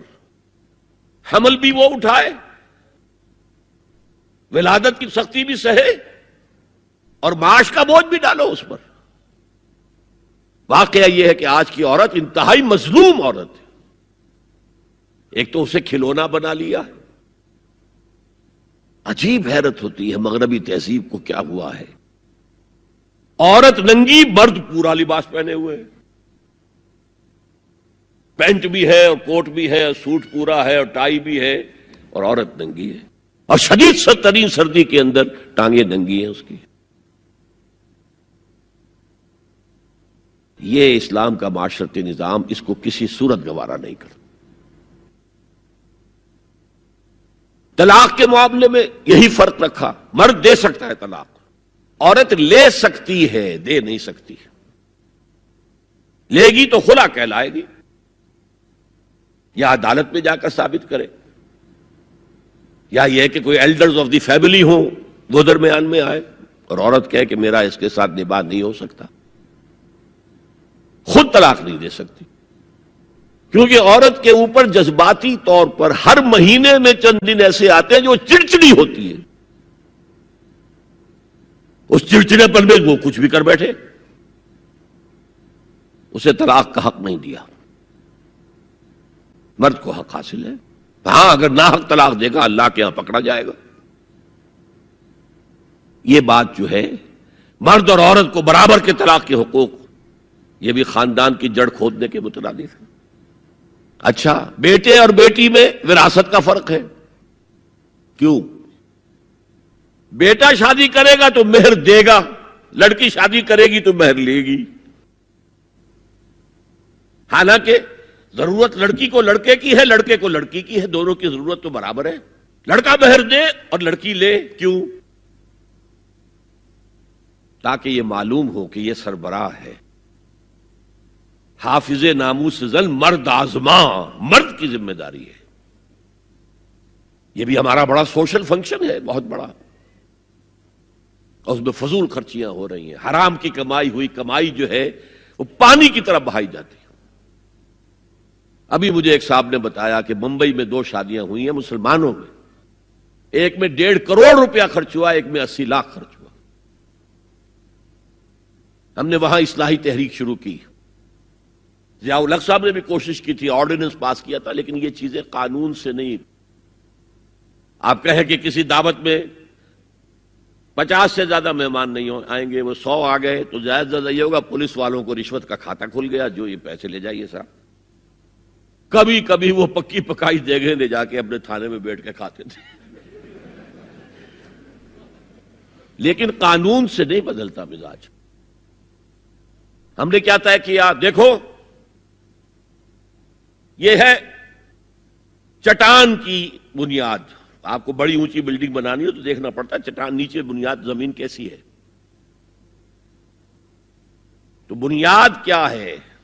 آپ سادگی کرو، سادگی کرو، سادگی کرو، یہ واسطہ بے معنی ہے بالکل، اس لیے کہ غریب کی سادگی کچھ اور ہے، امیر کی سادگی کچھ اور ہے، سادگی کے ایک معنی تو نہیں ہے۔ لہذا کوئی جو ہے راک فاؤنڈیشن وہ تلاش کی جائے، وہ ہم نے کی تلاش۔ جو تقریب حضور سے صحابہ سے ثابت ہے ضرور کرو، ضرور کرو، ضرور کرو، عضوا علیہا بالنواجذ، اپنے دانتوں سے پکڑ لو اس کو۔ اور جو تقریب ثابت نہیں حضور سے اور صحابہ سے، یقیناً یہ کہیں باہر سے آئی ہے۔ یا تو ہمارا خاندانی پس منظر جو ہے، اکثر تو ہندوؤں سے مسلمان ہوئے، وہ سادات ہوں، صدیقی ہوں، فاروقی ہوں، عثمانی ہوں، وہی ہیں نا جو باہر سے آئے تھے، باقی تو اکثریت یہیں سے، وہ اپنا ہندوانہ پس منظر لے کر آئے۔ تو جس کا ثبوت صحابہ کے دور میں نہیں، وہ یقیناً باہر سے آئی ہوئی چیز ہے، اس میں پھر سادگی نہیں، اس میں کمی نہیں، جڑ سے کاٹو اس کو۔ اس بنیاد پر ہم نے 5 فیصلے کیے ہیں، ذرا سن لیجئے آپ بھی، اگر آپ کوئی سوشل ورک کرنا چاہیں اس کو عام کریں۔ نمبر 1، نکاح مسجد میں۔ حدیث موجود ہے، ترمذی شریف کی روایت، اعلنوا ھذا النکاح واجعلوہ فی المساجد، نکاح کا اعلان عام کیا کرو، مسجدوں میں منعقد کیا کرو۔ میں حیران ہوتا ہوں کیوں نہیں علماء کرام نے اس کی طرف توجہ دلائی۔ حدیث ہے، ہاں میں مانتا ہوں ان کا کہنا یہ ہے کہ یہ یہاں جو امر ہے کہ مسجد میں منعقد کرو، یہ امر وجوب کے لیے نہیں ہے، استحباب کے لیے، مستحب ہے یہ کہ مسجد میں۔ تو بھائی مستحب کیوں چھوڑ رہے ہو تم؟ وہ اس لیے چھوڑنا پڑتا ہے، مولوی بیچارے کی حیثیت ہے ہی نہیں معاشرے میں کہ وہ کہے جناب یہاں آئیے میرے پاس، میں نہیں آؤں گا آپ کے گھر نکاح پڑھانے کے لیے۔ وہ اپنا رجسٹر بغل میں دبائے بیٹھا سوکھتا رہتا ہے۔ وہ تو آنی تھی بارات عصر کے وقت، مغرب بھی جا رہی ہے، آئی نہیں، وہ بیٹھا غریب۔ پہلے 20-30 روپے ملتے تھے، اب 200 300 400 ملتے ہیں، اور کیا ہے۔ میں نے انہیں یاد دلایا، دیکھو شرم کرو، عیسائیوں نے آج تک اپنے چرچ کی اور اپنے پادری کی عزت یہ رکھی ہے کہ شہزادے اور شہزادی کی شادی ہوگی وہ بھی پادری چرچ میں آئیں گے۔ شہزادے کی شادی ہو رہی ہے تو جو ان کی پارلیمنٹ کے ساتھ ہے چرچ، وہاں شادی ہوگی، وہاں پردہ نہیں ہے، لڑکا لڑکی دونوں آمنے سامنے کھڑے ہو کر قول و قرار کریں گے۔ ہمارے ہاں پردہ ہے، تو اس لیے لڑکی کے گھر بھی جائیں گے تو لڑکی تو محفل میں نہیں آئے گی، لڑکی کا ایک وکیل ہوگا، وہ وکیل اجازت لے کر آئے گا، 2 اس کے گواہ ہوں گے، اس کے سامنے اجازت لی گئی، پھر وہ نکاح خواہ کو اجازت دیں گے، وہ نکاح پڑھا دیں گے۔ پہلی بات یہ ہو گئی کہ نکاح مسجد میں۔ نمبر 2، نکاح کے موقع پر کوئی دعوت طعام نہیں، کوئی ثابت نہیں۔ دعوت طعام صرف ایک ہے، وہ ولیمہ ہے، اور اس قدر معقول بات ہے۔ سب باپ اپنے سینوں پر ہاتھ رکھ کر سوچیں اور میری بات سنیں، کیا بیٹی کو گھر سے رخصت کرنے کا وقت جو ہے وہ خوشی کا وقت ہوتا ہے؟ جب بیٹی گھر سے جا رہی ہو، کوئی جانور بھی آپ قربانی کے لیے، کوئی مینڈھا کو بکرا لے آئیں 8-10 دن پہلے اور بچے مانوس ہو جائیں تو وہ جب آپ ذبح کرتے ہیں تو پچھاڑے کھاتے ہیں کہ نہیں بچے؟ اور یہ لخت جگر ہے، نور چشم ہے، 18 20 22 برس گھر میں رہی ہے، وہ جا رہی ہے، خوشی نہیں ہے وہاں، صرف یہ ہوتا ہے اے سائی آف ریلیف کہ ایک ذمہ داری کا بوجھ تھا، اللہ نے آج پورا کرا دیا، اتروا دیا بوجھ۔ پھر بھی اندیشہ ہوتا ہے، پتہ نہیں مزاج ملے نہ ملے، نئے ماحول میں جا رہی ہے، وہاں جا کر ایڈجسٹ ہو یا نہ ہو، اندیشے پھر بھی ہوتے ہیں ذہن کے اندر۔ تو ان سے مرغ پلاؤ کھانا اور متنجن کھانا کوئی معقول بات نہیں ہے۔ معقول بات کیا ہے؟ لڑکا اس کا گھر آباد ہوا ہے وہ ولیمہ کرے، اس پر باقاعدہ احادیث اولبو ولو بشاتن، ولیمہ ضرور کرو چاہے ایک ہی بکری ہو تمہارے پاس، ذبح کرو، کاٹو، کھلاؤ گوشت اپنے دوستوں کو، احباب کو۔ یہاں تک کہا کہ بیسا طعام الولیمہ، برا کھانا ہے ولیمے کا کہ اس میں غریبوں کو نہیں بلایا جاتا۔ ظاہر بات ہے مسلی کھلانے کے لیے تو ولیمہ نہیں ہوتا، اپنے احباب کو، دوستوں کو بلایا جاتا ہے۔ پھر بھی میں تم سے کہتا ہوں کہ جسے ولیمے کے لیے بلایا جائے وہ اگر نہیں جائے گا تو اللہ اور اس کے رسول کے حکم کی نافرمانی کرے۔ تو جس رسول نے اتنی تفصیل سے حکم دیا ہو ایک دعوت کا، وہ دوسری دعوت میں بھی خیر ہوتا میں بیان کرتا۔ جب نکاح مسجد میں اور کوئی دعوت طعام نہیں تو بارات کا تصور، خلاص۔ بارات کس بلا کا نام ہے؟ قرآن میں تو کوئی ذکر ہی نہیں، عربی میں یہ لفظ ہی نہیں۔ اجتماع طرفین مسجد میں ہوا، نکاح ہوا، لڑکی کو حضرت فاطمہ کو رضی اللہ تعالی عنہا کچھ خواتین جا کر چھوڑ آئی تھی اس حجرے میں جو ایک انصاری صحابی نے حضرت علی کو دیا تھا۔ ان کا تو کوئی گھر بھی نہیں تھا، کوئی حضرت علی آئے ہوں اور آ کر وداع کرا کے لے کے گئے ہوں، کچھ بھی نہیں۔ چوتھی چیز، جہیز کا کوئی تصور اسلام میں نہیں، خالص ہندوانہ رسم، خالص ہندوانہ رسم، خالص ہندوانہ رسم۔ ہندوؤں میں کیوں ہے؟ وہ اس لیے ہے، معقول بات ہے کہ لڑکی کا وراثت میں کوئی حصہ ہے ہی نہیں، وہ تو جب گھر سے نکل رہی ہے کچھ دے دلا کے رخصت کر دو، دان دہیج، یہ خیرات ہے، لڑکی کا حق کوئی نہیں ہے گھر پر۔ اسلام میں تو لڑکی وارث ہے، والد فوت ہوں گے وراثت تقسیم ہوگی، والدہ فوت ہوں گی کوئی ان کی ہے ملکیت وہ تقسیم ہوگی۔ شادی کے موقع پر کوئی جہیز اسلام میں نہیں، قطعاً نہیں۔ غلطی سے حضرت فاطمہ کے جہیز کو جہیز کہہ دیا گیا، وہ جہیز کیا تھا؟ ایک پیسہ بھی حضور کے اپنی جیب سے نہیں تھا۔ اس شادی میں خاص بات کیا تھی کہ دولہا کے ولی بھی حضور ہی ہے، اور کون ہے؟ علی کا کون تھا مدینے میں؟ اور دلہن کے والد بھی حضور ہیں۔ اب حضور پوچھتے ہیں حضرت علی سے، تمہارے پاس مہر دینے کے لیے کچھ ہے؟ عرض کیا میرے پاس تو کچھ نہیں۔ وہ فقراء صحابہ میں سے تھے۔ فرمایا مہر تو دینا ہے، تمہارے پاس ایک زرہ ہوتی تھی؟ جی ہاں زرہ تو ہے۔ انہوں نے یہ سمجھا زرہ تو جہاد کے لیے ہے، کوئی وہ دولت تو نہیں ہے۔ فرمایا جاؤ اسے بیچو یا گروی رکھ کے قرض لے کر آؤ۔ وہ گئے، حضرت عثمان نے خرید لی اور کچھ دنوں کے بعد واپس کر دی ہدیتاً، یہ زرہ میں ہدیہ آپ کو کر رہا ہوں۔ اس وقت اگر کہتے چھوڑو علی، کہاں تو لو میں پیسے دے دیتا ہوں تمہیں، تو ان کی طبیعت پر بار ہوتا۔ اس پیسے سے حضور نے کچھ پیسے گھر بھیجے اندر، دلہن کو ذرا تیار کر دو، اور کچھ پیسوں سے وہ ایک گدا جس میں کھجور کی کھال بھری ہوئی تھی اور 2 تکیے جس میں کھجور کی کھال بھری ہوئی تھی، ایک مشکیزہ، کنویں سے پانی تو لانا ہی ہے نا، ایک چکی، جو ہو یا گیہوں ہو پیسنا تو ہے نا، کوئی 1-2 برتن اور، اللہ اللہ خیر صلی اللہ، یہ تھا جسے جہیز کہتے ہیں، جس میں ایک پیسہ بھی حضور کا شامل نہیں ہے۔ وہ حضرت فاطمہ کا مہر تھا جسے بنایا گیا، ورنہ مدینے ہی میں دوسری آپ کی صاحبزادی کا نکاح حضرت عثمان سے بھی ہوا، کہیں ذکر ہے جہیز کا؟ حضرت عثمان کا گھر بھرا ہوا، ہر چیزیں موجود، وہاں تو کسی جہیز کا تذکرہ نہیں۔ بہرحال یہ شادی کو آسان کرو، زنا کو مشکل بناؤ۔ یہاں شادی کے لیے 9 من تیل ہوگا تو رادھا ناچے گی، ورنہ یہ کہ بڑی ہو رہی ہے، عمر ہو رہی ہے، سب کچھ ہو رہا ہے، لیکن کچھ تقاضے تو ہے نا، آخر کچھ تو کرنا ہوتا ہے نا، آخر کچھ نہ کچھ لوگوں کو تو کھانا کھلانا ہی ہوتا ہے نا، بارات تو آخر آئے گی ہی نا، کچھ نہ کچھ تو دینا ہی ہوگا، کچھ جوڑے کپڑے، کچھ یہ۔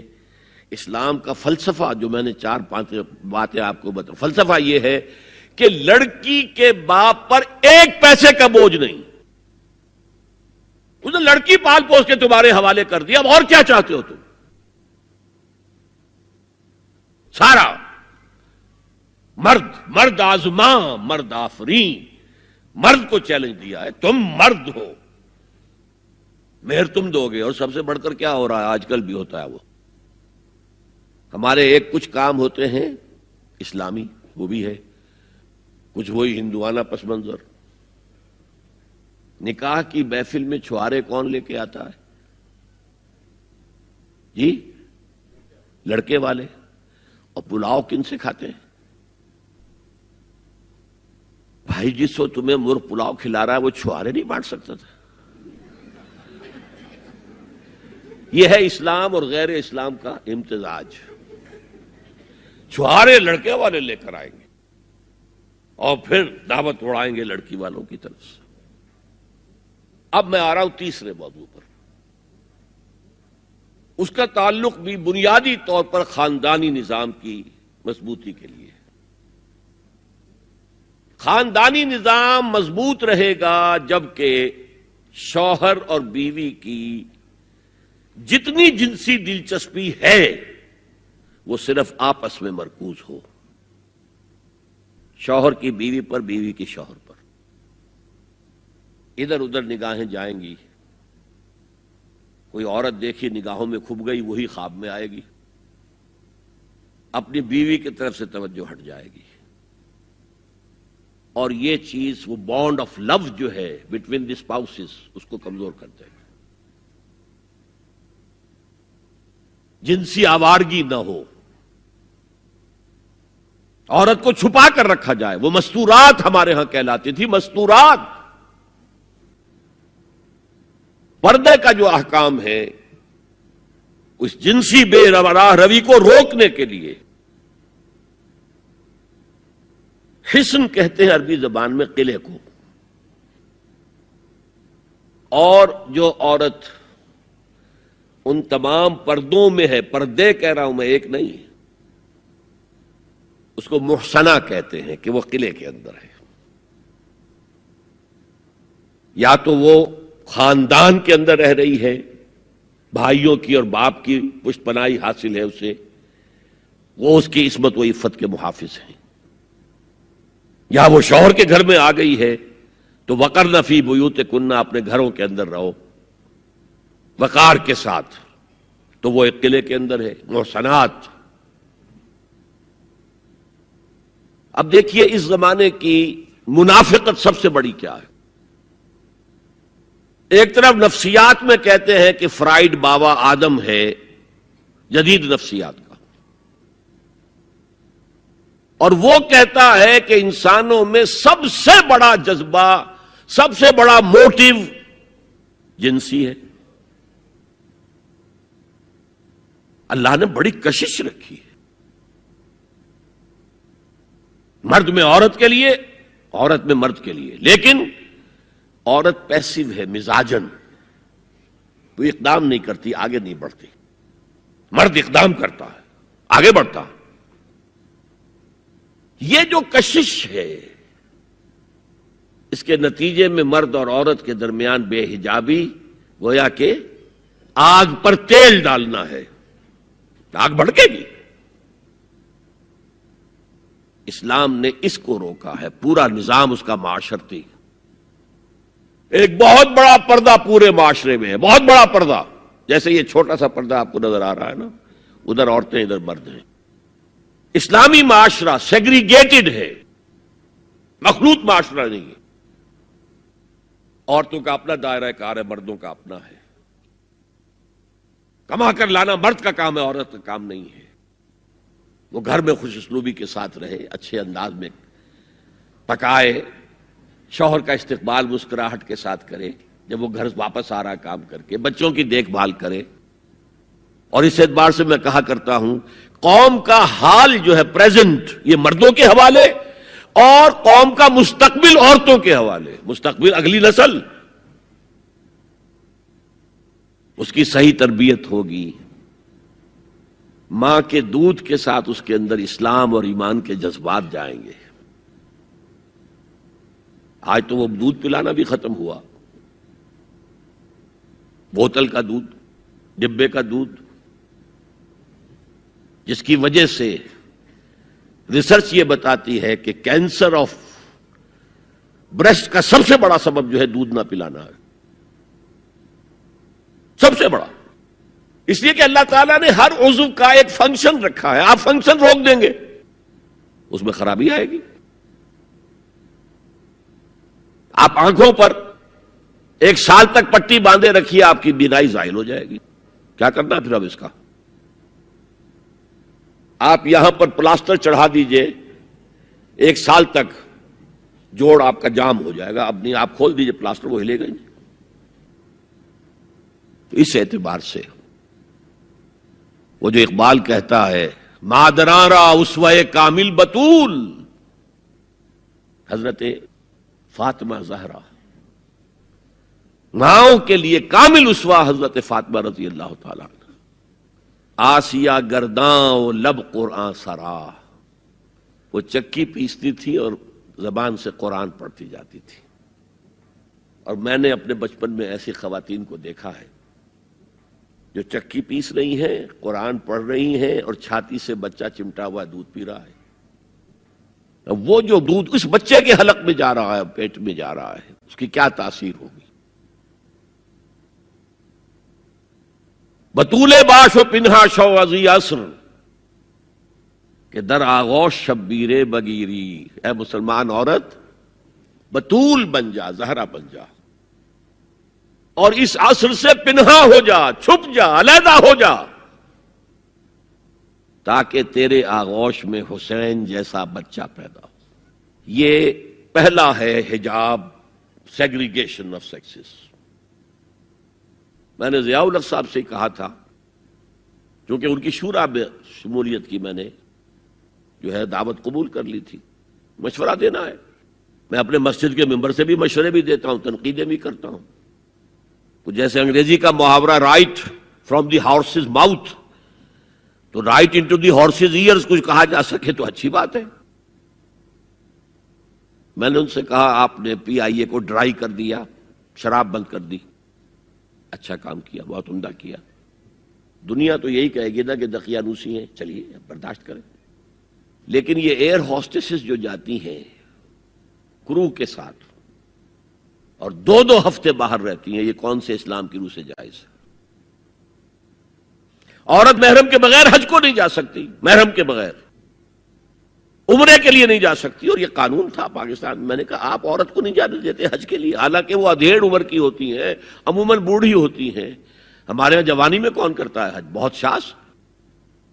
یہ تو آپ کو نظر آئے گا جاوا، سماٹرا، انڈونیشیا، ملائیشیا، وہاں سے جوان جوڑے نکاح کے بعد پہلا کام حج۔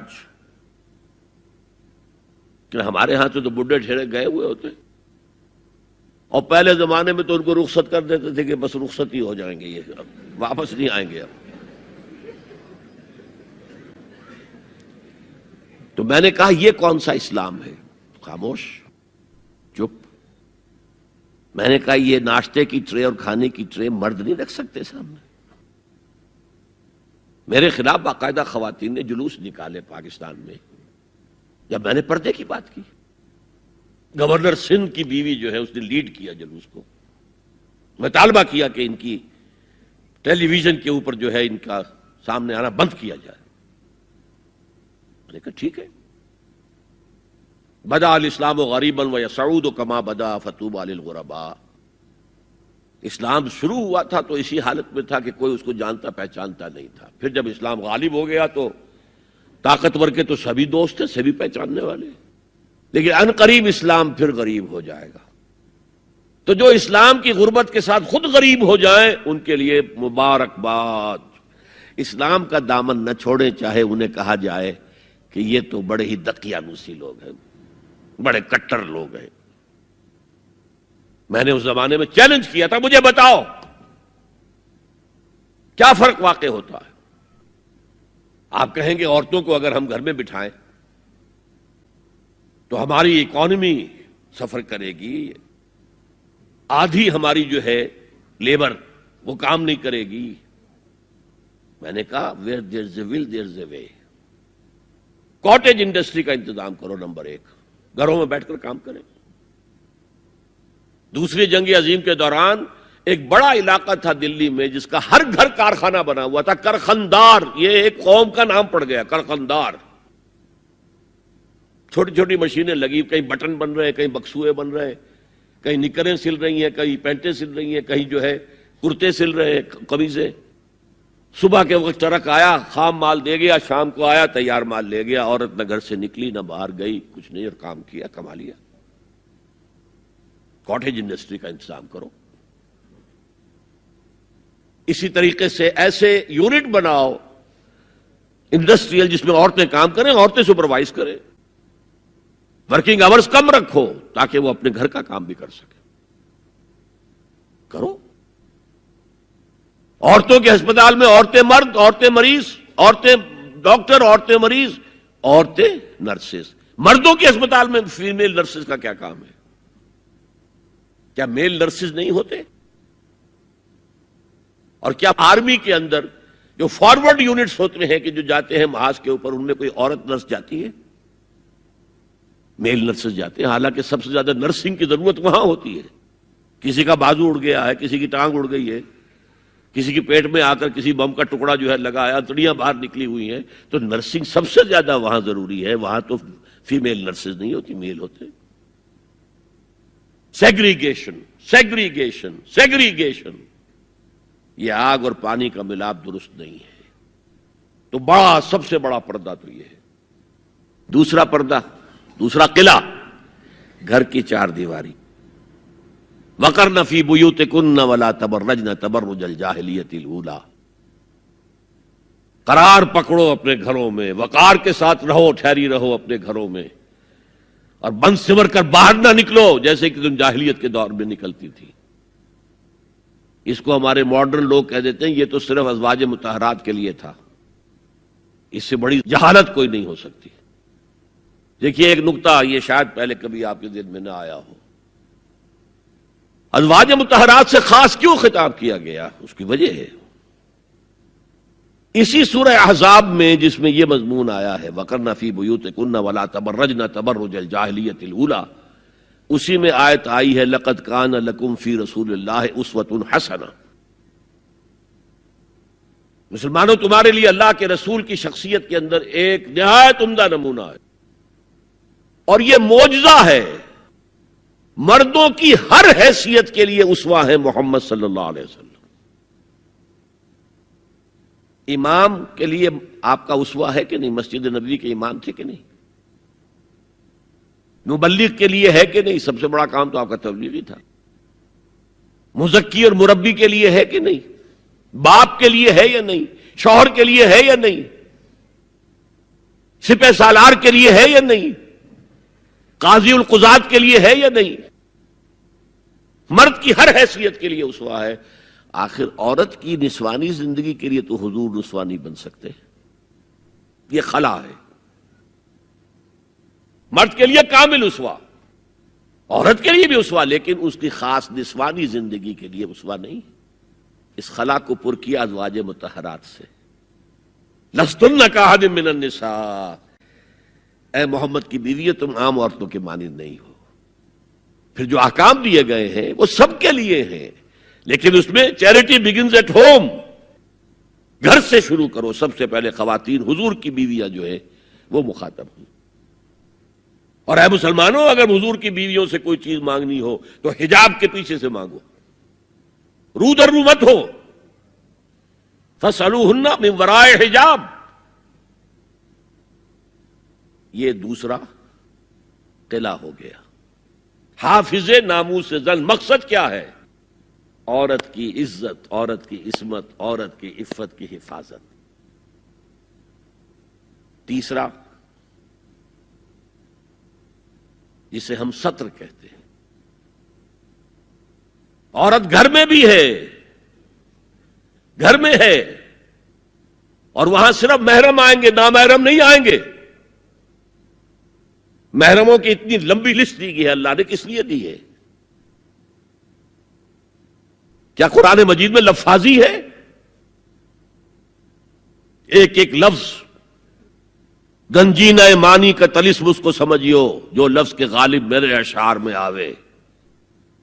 غالب نے تو تعلی کی ہے، اللہ کے کلام میں تو یہ بات صحیح ہے نا. گھر کے اندر نامحرم نہیں آئے گا. گھر میں اگر وہی ایک بیٹی تھی جو آپ نے اپنے داماد کو دے دی ہے اور کوئی اور بیٹی نہیں ہے تو داماد گھر میں آ سکتا ہے ورنہ نہیں آ سکتا. سالی سے اس کا پردہ ہے، دیور سے بھابھی کا پردہ ہے، چچا زاد بھائی بہنوں کا پردہ ہے. چچا سے پردہ نہیں ہے، ماموں سے پردہ نہیں ہے، چچا زاد پردہ ہے، ماموں زاد پردہ ہے، خالہ زاد پردہ ہے، پھوپھی زاد پردہ ہے. یہ سارے احکام کس لیے دیے گئے؟ گھر کے اندر بھی ستر اور نگاہیں نیچی. مولانا حمید الدین فراہی نے ایک نقطہ بیان کیا کہ سورہ احزاب میں جو پردے کا بیان ہے وہ ہے گھر سے باہر کا پردہ. جب اے نبی کہہ دیجئے قل لازواجک و بناتک و نساء المؤمنین یدنین علیہن من جلابیبہن. جلباب کہتے تھے ایک بڑی چادر. کوئی عربوں کی تہذیب میں موجود تھی دو چیزیں. گھر میں ان کے ایک دوپٹہ ہوتا تھا جسے خمار کہتے تھے. خمار، خمرہن کا لفظ آیا ہے سورہ نور کے اندر. گھر سے باہر نکلتی ہوئی وہ اپنا پورا وجود ایک چادر میں لپیٹ لیتی تھی لیکن چہرے کا پردہ نہیں تھا. اب فرمایا گیا اے نبی اپنی بیویوں سے اور اپنی بیٹیوں سے اور اہل ایمان کی بیویوں سے. اب بات آگے بڑھ رہی ہے، اہل ایمان کی بیویاں شامل ہو گئی اس لیے کہ تو ساری بات ہی ازواج مطہرات سے جو ہو رہی ہے اس لیے ہو رہی ہے کہ وہ اسوہ بنے مسلمان خواتین کے لیے. ان سے کہہ دیجئے وہ اپنی چادروں کے پلو لٹکا لیا کریں. یہ جو گھونگھٹ کا تصور بعد میں ہوا ہے یہ ہے تیسرا پردہ. سطر کی حد تک ہے سطر آپ نے، اور اس میں بھی کیسے کیسے احکام دیے گئے.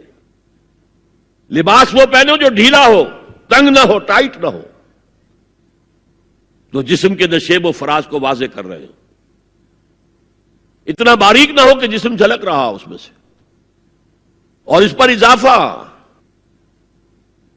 وَاضْرِبْنَ بِخُمُرِهِنَّ عَلَى جُيُوبِهِنَّ. اپنے گریبانوں کے اوپر اپنی روڑنیوں کے، یہ خمار آ گیا جو اوڑھنی ہوتی ہے اس کے بکل مار لو تاکہ نسوانی حسن کا ایک بڑا حصہ ہے یہ چھاتی جو ہے اس کو اور ایک کور ایڈیشنل مل جائے. کرتا تو ہے ہی لیکن وَاضْرِبْنَ بِخُمُرِهِنَّ، خمار کی جمع خمر. سورہ احزاب میں آیا جلابیب، جلباب کی جمع وہ بڑی چادر جس میں لپٹ کر گھر سے نکلتی تھی. لیکن یہ کہ یہاں پر خمرہن، خمار کہتے ہیں اوڑھنی کو جو گھر میں بھی استعمال ہوتی ہے، تو وہ سر پر بھی ہو اور اس کا ایک بکل جو ہے تمہاری سینے پر بھی آ جائے، ایڈیشنل کورنگ. اس کے باوجود بھی نگاہیں نیچی رکھو. باپ کی نگاہ بھی نہ پڑے تمہارے نسوانی حسن پر، وہ بھی مرد ہے. بھائی کی نگاہ نہ پڑے. اہل ایمان تم بھی اپنی نگاہیں نیچی رکھو اور اہل ایمان عورتوں تم بھی اپنی نگاہیں نیچی رکھو. اور آج انسسٹ جو ہے، باپ کا بیٹی سے ملوث ہو جانا اور بیٹے سے ماں کا ملوث ہو جانا اور بہنوں اور بھائیوں کے درمیان، یہ اس قدر پھیل چکا ہے. امریکہ کے اندر وہاں سب سے مہنگے ڈاکٹر جو ہے وہ سائیکیٹرسٹ ہیں، سب سے مہنگی دوائیاں جو ہیں وہ دماغ امراضی کی ہیں. اور وہ سائیکیٹرسٹ کہتے ہیں کہ انسسٹ جو ہے، حرام رشتوں کے اندر جو ہے اگر زنا کا معاملہ ہو رہا ہو تو یہ سب سے بڑا سبب ہے دماغی امراض کا اس معاشرے کے اندر. فطرت کے خلاف جو کام ہوتا ہے طبیعت یہ بات تو کرتی ہے نا، شوق تو ہوتا ہے، پھر دماغی توازن کھو بیٹھتے ہیں.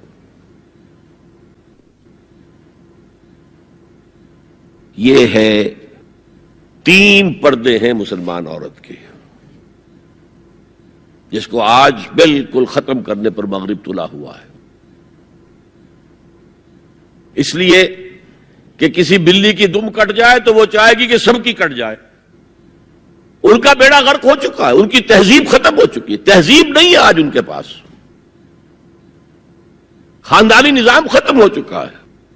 بوڑھے والدین کو لے جا کے اولڈ ہاؤسز کے اندر پھینک دیا اور وہ سال سال بھر ترستے رہتے ہیں, کوئی نہ بیٹا آتا ہے نہ بیٹی آتی ملنے. بس ٹھیک ہے نا, ہم نے فریج دے رکھا ہے, سب کچھ سامان وہاں پہ ہوتا ہے, ٹیلی ویژن دے رکھا ہے, اپنا وقت گزاریں. اپنے بیٹوں بیٹیوں کو دیکھنا نصیب نہیں ہے. اب تو یہاں تک نوبت آئی ہے کہ پہلے کم سے کم یہ ہوتا تھا کہ کرسمس پر یقینی ہو جاتا تھا کہ بیٹا بیٹی ملنے آئیں گے, اب وہ بھی نہیں ہے. خاندانی نظام کیسے قوی ہوگا؟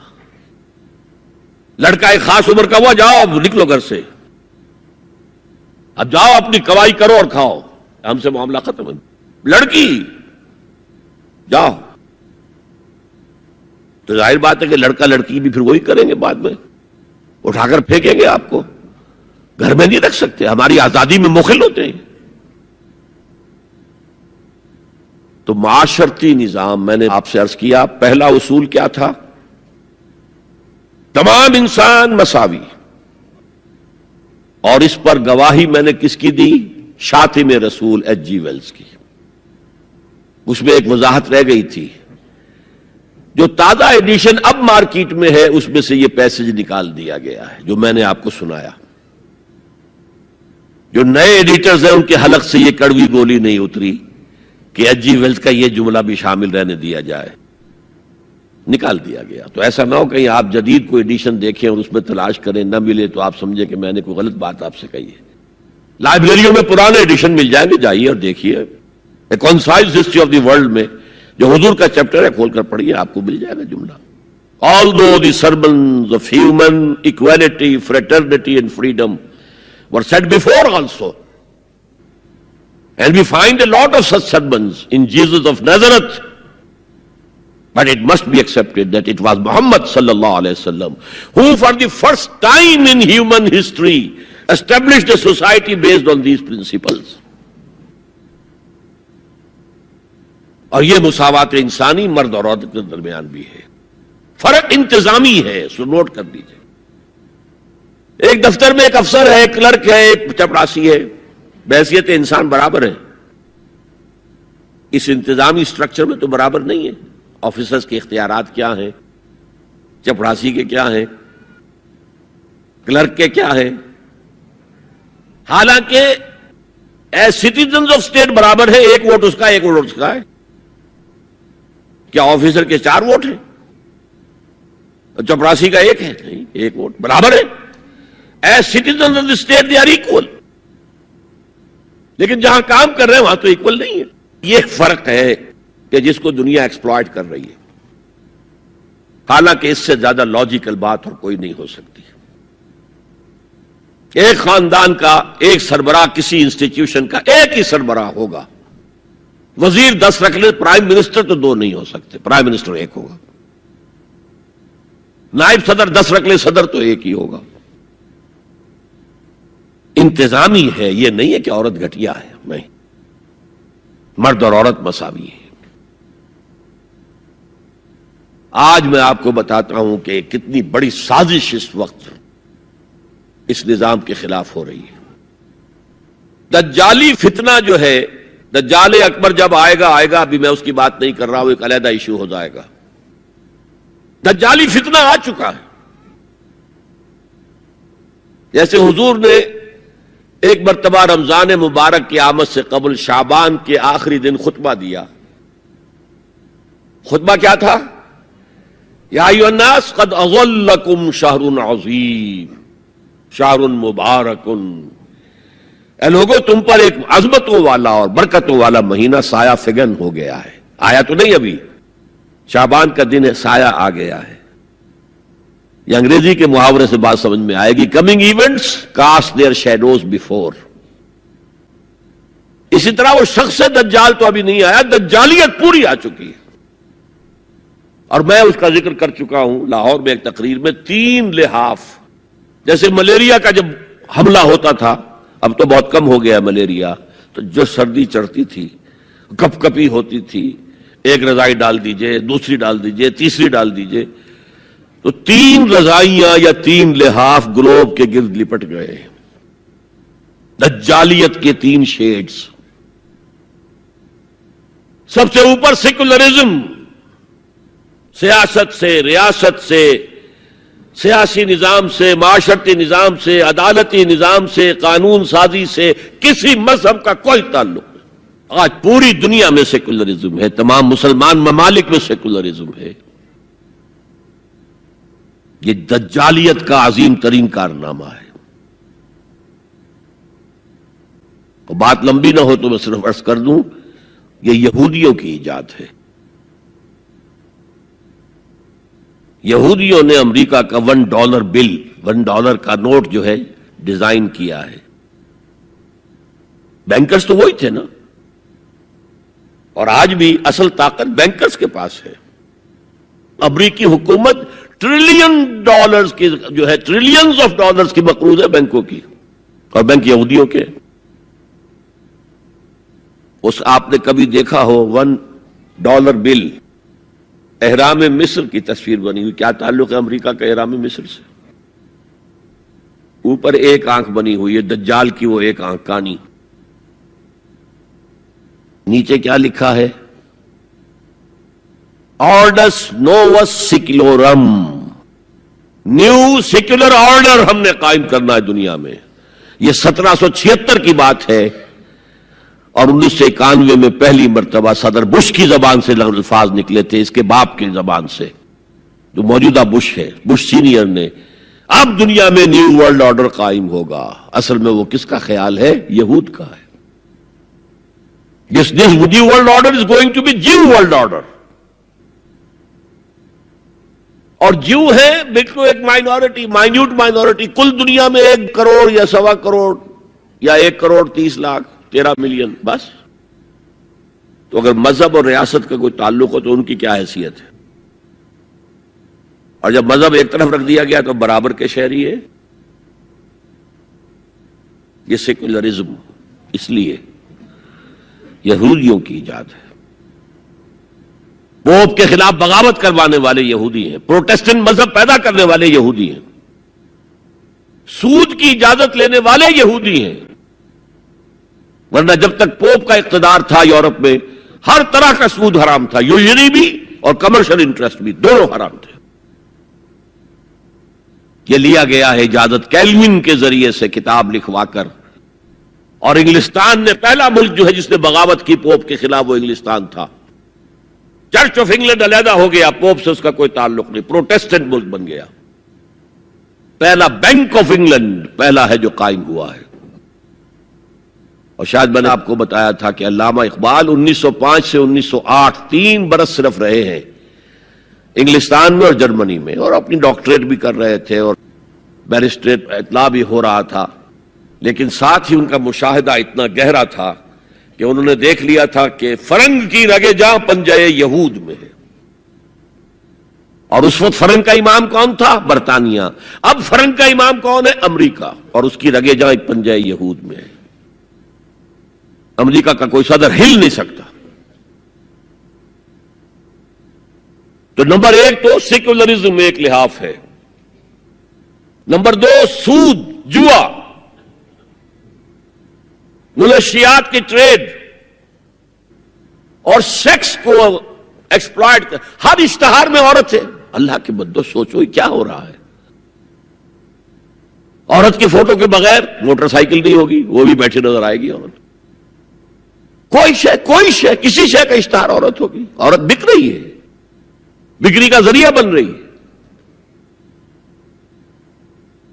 وہ انٹرسٹ، جوا، فحاشی اور اس کی بنا پر آمدنی، اس سب کا لحاف ہے جو پوری دنیا کو اپنے لپیٹ میں لے چکا ہے. کوئی مسلمان ملک اس سے آزاد نہیں. دجالیت کے 2 لحاف. ہاں ابھی تیسرے نظام پر جو میں نے کہا تھا سب سے نیچے خاندانی نظام ہے، آئلی قوانین ہے، معاشرتی نظام ہے، سیگریگیشن آف سیکسز ہے، سطر کے احکام ہیں، حجاب کے احکام، یہ سب سے نیچے. ابھی اس سطح پر مغرب میں تو بربادی آ چکی، لیکن ابھی مشرق میں یہ خاندانی نظام کچھ باقی ہے، کچھ شرم و حیا کی بھی کوئی نہ کوئی قدر ہے، کوئی عصمت و عفت کا بھی کوئی معاملہ ہے، عصمت فروشی کو بھی برا کام سمجھا جاتا ہے، والدین کی خدمت کرنے کو بھی اچھا سمجھا جاتا ہے، یہ ویلیوز ابھی ہیں، ویسے تو پورے ایشیا میں ہے لیکن زیادہ مسلمانوں میں۔ قرآن مجید میں 5 جگہ اللہ کے حق کے بعد فوراً والدین کا حق ہے۔ وَقَضَىٰ رَبُّكَ أَلَّا تَعْبُدُوا إِلَّا إِيَّاهُ وَبِالْوَالِدَيْنِ إِحْسَانًا، تیرے رب نے فیصلہ کر دیا ہے کہ اس کے سوا کسی کی بندگی نہیں کرو گے اور والدین کے ساتھ نیک سلوک کرو گے۔ اللہ کے حکم کے بعد، اللہ کے حق کے بعد والدین کا حق ہے۔ سورہ لقمان میں انشکر لی ولوالدیک، شکر ادا کرو میرا بھی اور اپنے والدین کا بھی۔ اور سورہ بنی اسرائیل میں تو کیا تفصیل آئی ہے، اما یبلغن عندک الکبر احدہما او کلاہما فلا تقل لہما اف ولا تنہرہما وقل لہما قولا کریما واخفض لہما جناح الذل من الرحمۃ وقل رب ارحمہما کما ربیانی صغیرا۔ اگر تمہارے والدین میں سے ایک یا دونوں تمہارے پاس بڑھاپے کی عمر کو پہنچ ہی جائیں، انہیں کبھی اف تک نہ کہنا، دل نہ توڑنا ان کا، چھاتی چوڑی کر کے بات نہ کرنا، ان سے کندھے جھکا کر بات کرنا، ادب سے گفتگو کرنا۔ قل لہما قولا کریما واخفض لہما جناح الذل من الرحمہ، اپنے کندھوں کو جھکا کر رکھنا، اور پھر کہنا، اللہ سے دعا کرنا، رب ارحمہما کما ربیانی صغیرا، پروردگار میرے ان والدین پر رحم فرمائی ہو جیسے کہ انہوں نے مجھے پالا تھا جبکہ میں چھوٹا سا تھا۔ تو خاندان کے نظام کو مستحکم کرنے کے لیے 3 ڈائمنشنز ہیں، جیسے ایک کمرہ ہے، چوڑائی ہے، لمبائی ہے، اونچائی ہے۔ پہلے تو شوہر اور بیوی کے درمیان بانڈ آف لو، اب یہ شوہر اور بیوی پیرنٹس بن گئے ہیں، والدین بن گئے، اولاد آ گئی۔ سیکنڈ ڈائمنشن ایڈ ہو گئی، ادب، عزت، اور بہن بھائی ہے، اخوت، جس کو کہ وہ کہہ رہا ہے جی ویلز بھی، فریٹرنٹی، خاندان کا ادارہ مستحکم۔ یہاں ایک نقطہ اور بیان کر دوں، لیگل لیول پر بیوی کے حقوق کم ہیں، شوہر کے زیادہ ہیں۔ الرجال قوامون علی النساء، سیدھی سیدھی بات ہے، اور ہمیں ڈٹ کر کہنا چاہیے، یہ اس سے زیادہ معقول بات کوئی نہیں ہے۔ کسی ادارے کے 2 سربراہ برابر کے اختیارات والے نہیں ہو سکتے، لیکن اخلاقی طور پر جو ماں کا حصہ ہے، باپ کا حصہ اس سے 1/3 ہے۔ قرآن مجید میں آیا ہے نا، حملتہ امہ وہنا علی وہن وفصالہ فی عامین ان اشکر لی ولوالدیک، اسے اٹھائے رکھا اس کی ماں نے اپنے پیٹ میں، کمزوری پر کمزوری جھیل، کمزوری تو ہو رہی ہے، اس کا خون چوس رہا ہے اندر، جھونک جو ہے وہ چوس رہی ہے خون اس کا، اور سب ماؤں کو تو اتنی نرشمنٹ موجود نہیں ہوتی کہ آپ پریگننسی میں اس کے لیے ضروری نرشمنٹ فراہم کر دیں۔ وہنن علی وہن، کمزوری پر کمزوری جھیل کر بھی اپنے پیٹ میں اٹھائے رکھا۔ وفصالہ فی عامین، اور پھر دودھ چھڑانا ہوا 2 سالوں میں، وہ جھونک جو ہے وہ پھر اس کی چھاتیوں سے چمٹ گئی، لہذا اس کا حق 3 گنا زیادہ ہے باپ سے۔ ایک صحابی حضور سے پوچھتے ہیں، حضور میرے حسن سلوک کا اولین مستحق کون ہے؟ فرمایا تمہاری والدہ۔ پھر پوچھا ان کے بعد کون؟ پھر کہا تمہاری والدہ۔ پھر پوچھا ان کے بعد کون؟ پھر کہا تمہاری والدہ۔ پھر پوچھا ان کے بعد کون؟ تو کہا تمہارے والد۔ 3 درجے۔ اور یہ جو فرمایا الجنت تحت اقدام الامہات، جنت تو ماؤں کے قدموں تلے ہے. یہ باپ کے بارے میں تو نہیں فرمایا. یہ ہے ایکویشن، بیلنس. اسلام قسط کی بات کرتا ہے، انصاف کی بات نہیں کرتا. انصاف تو یہ کہ آدھی روٹی ادھر دے دو آدھی ادھر دے دو. انصاف ہے، یہ اچھی چیز ہے. یہ قسط یہ ہے کہ بوجھ اٹھانا ہے تو جو زیادہ قوی ہے اس کو زیادہ بوجھ دو اٹھائے، اور جو کمزور ہے اسے کم بوجھ دو. یہ قسط ہے. تو اسلام نے عورتوں پر ذمہ داریاں کم رکھی، ان کے اختیارات کم رکھے، لیکن اولاد پر حق ماں کا 3 درجے فائق رکھا. اور اس سے وہ خاندان کا ادارہ جو ہے مستحکم ہوتا ہے. تو آج کیا سازش چل رہی ہے؟ ویسٹ تلا ہوا ہے ایسٹ کے اندر بھی خاندانی نظام کو ختم کرنے پر.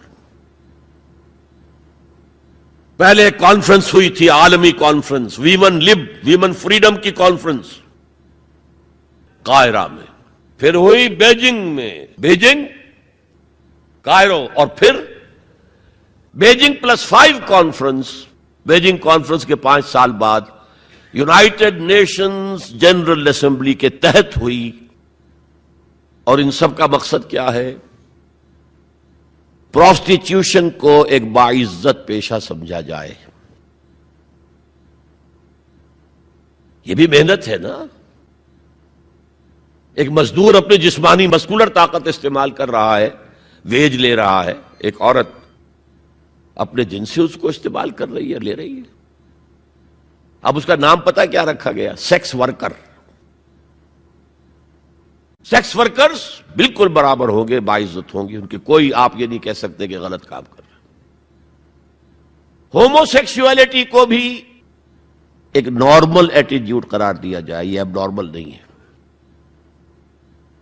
آپ کو معلوم ہے امریکہ میں، سویڈن میں تو بہت پہلے سے تھا، برطانیہ میں تھا. ہومو سیکسول میرجز، 2 مردوں کی شادیاں ہو رہی ہیں، ان میں سے ایک شوہر ہے اور ایک بیوی ہے، اور رجسٹر ہو رہی ہے شادی، رجسٹر. اب امریکہ میں بھی شروع ہو چکی ہے، کئی اسٹیٹس میں. کیلیفورنیا سے شروع ہوئی ہے، جو ہالی ووڈ اس کا گھر ہے. نمبر 3، طلاق اور وراثت میں مرد اور عورت برابر ہونے چاہیے. جب عورت چاہے طلاق دے دے. یہ نقشہ ہے جس کا نام پتہ کیا رکھا ہے؟ Social engineering program of the United Nations organization.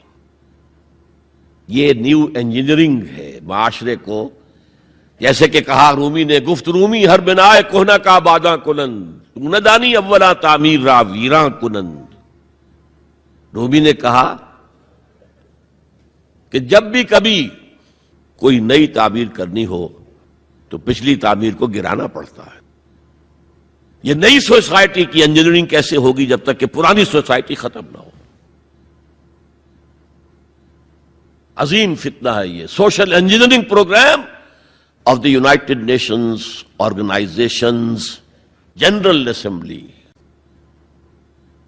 یہ دجالی فتنے کی وہ سب سے نچلی سطح ہے جو ابھی عالم اسلام کے اوپر پوری طرح نہیں آئی. اگرچہ عالم اسلام کی ایلیٹ اکثر و بیشتر اس رنگ پہ جا چکی ہے، مغربی ویلیوز اور مغربی تہذیب کے اثرات آ چکے ہیں، لیکن ابھی نچلی سطحوں پر درمیانی طبقوں میں کچھ نہ کچھ مشرقی اقدار ہیں، کچھ شرم و حیا کی قدر و قیمت ہے، عصمت و عفت کی کوئی قدر و قیمت ہے. اور اصل میں یہ یہودی پروگرام ہے، تمام انسانوں کو حیوان بنا دو، اور حیوانوں کو ایکسپلائٹ کرنا ہمارا حق ہے.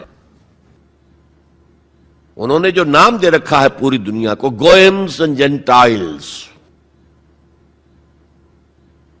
یہ جو ان کی کتاب تالمود ہے، یہ تورات کی باتیں نہیں جو میں بتا رہا ہوں، ان کی تالمود جو کہ فقہ کی کتاب سمجھ لیجئے، اس میں لکھا ہے کہ جب سوائے ہمارے فل ہیومن بینگ صرف ہم ہیں، باقی سب یہ حیوان ہیں انسانی شکل میں.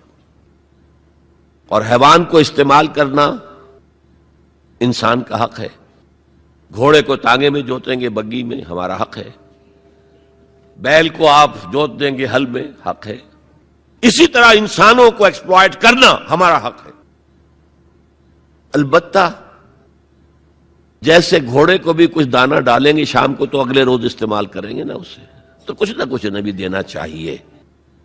تمام دنیا مزدور بن جائے، انسانی اخلاقیات ختم ہو جائیں اور یہ حیوانوں کی طرح کام کریں، البتہ اس میں سے ہم کچھ ان کو بھی دیں گے، باقی ملائی ہم کھسیٹ لیں گے اپنے بینکنگ کے نظام کے تحت. وہ حکومت اپنی پوری دنیا پر نہیں چاہتے. اصل میں یہ بات آئی گئی ہے تو عرض کر دوں، وہ کولونیلزم ختم ہو چکا ہے کہ انگریز یہاں آیا تھا اور ڈچ کہیں پہنچ گئے تھے، انڈونیشیا، سماٹرا، جاوا، اور کہیں فرانسیسی آ گئے تھے، شام پر اس کا اور الجزائر پر اس کا قبضہ تھا. یہ تھا ڈائریکٹ کولونیلزم. اب اس میں ہوتا کیا تھا؟ وقتاً فوقتاً بغاوتیں اٹھتی تھیں، لوگ مارتے تھے ان کو، یہ ان کو مارتے تھے. انہوں نے کہا یہ بستر تو لپیٹ دو، ایک نیا کولونیلزم شروع کر دو. ورلڈ بینک 1950 میں قائم ہو گئے. ہمیں آم کھانے ہیں، پیڑ گرنے سے کیا فائدہ؟ براہ راست حکومت کریں گے تو ریزنٹمنٹ ہوگی، وہ ہمیں ماریں گے، ہمیں بہت خرچ کرنا پڑے گا انہیں دبانے کے اوپر. کیا ضرورت ہے؟ پوری دنیا کو ایک گلوبل اکانومی کے شکنجے میں لے آؤ. World Bank and IMF، International Monetary Fund, ان کے شکنجے میں کس لو. بس سب کام کریں اور وہ بھی کھائیں، کچھ کھائیں تبھی تو اگلے روز کام کر سکیں گے. لیکن یہ کہ ہم کھینچ لیں گے. وہ جو سونے کی چڑیا تھی، اگر ہم ایسے ہی سونا کھینچ لیں اپنے گھروں میں بیٹھے ہوئے تو ہمیں کیا ضرورت ہے وہاں جائیں اور ان کو ماریں اور وہ ہمیں ماریں. یہ ہے یہود کا سوچ. ہاں، گریٹر اسرائیل وہ بنانا چاہتے ہیں، اور ایک ہی سبب ہے عراق پر حملے کا، ایک ہی سبب ہے. It's the beginning of coming into existence of greater Israel. Sharon نے کہہ دیا تھا، یاد ہوگا شاید، ان قریب عراق پر ہمارا قبضہ ہوگا. گریٹر اسرائیل میں عراق شامل ہے. پہلے کہتے تھے دریائے فرات تک، اب کہتے نہیں، دریائے دجلہ تک، ٹائگرس تک، یوفریٹ سے آگے بڑھ کر تاکہ سارا جو بھی زرخیز دوآبا ہے وہ بھی ہمارے قبضے میں آ جائے. تو یہ تیسرے لیول کے اوپر جب انسان حیوان بن جائے، جب اس کو کوئی فرق کرنے کی ضرورت نہ ہو کہ یہ بیٹی ہے اور یہ بیوی ہے، کیا ضرورت ہے؟ حیوان کوئی فرق کرتے؟ جب ہم بھی حیوان ہی ہیں. ڈاروین کے نظریے نے حیوان بنا دیا تو حیوان کوئی فرق کرتا ہے ماں بیٹی اور بیوی میں؟ ہم نے خامخواہ اپنے اوپر قدغنیں لگا رکھی ہیں. گو ہیڈ، جس طرح بھی چاہو اپنی سیکشول ارتھ کو پورا کرو. زنا تو ان کے ہاں پہلے بھی جرم نہیں تھا، زنا بالجبر جرم تھا. اور اب تاریخ نے عجیب کرشمہ دیکھا ہے. مسلمان ملک ترکی ہاتھ جوڑ رہا ہے کتنے سالوں سے کہ ہمیں بھی یورپین یونین میں شامل کر لو.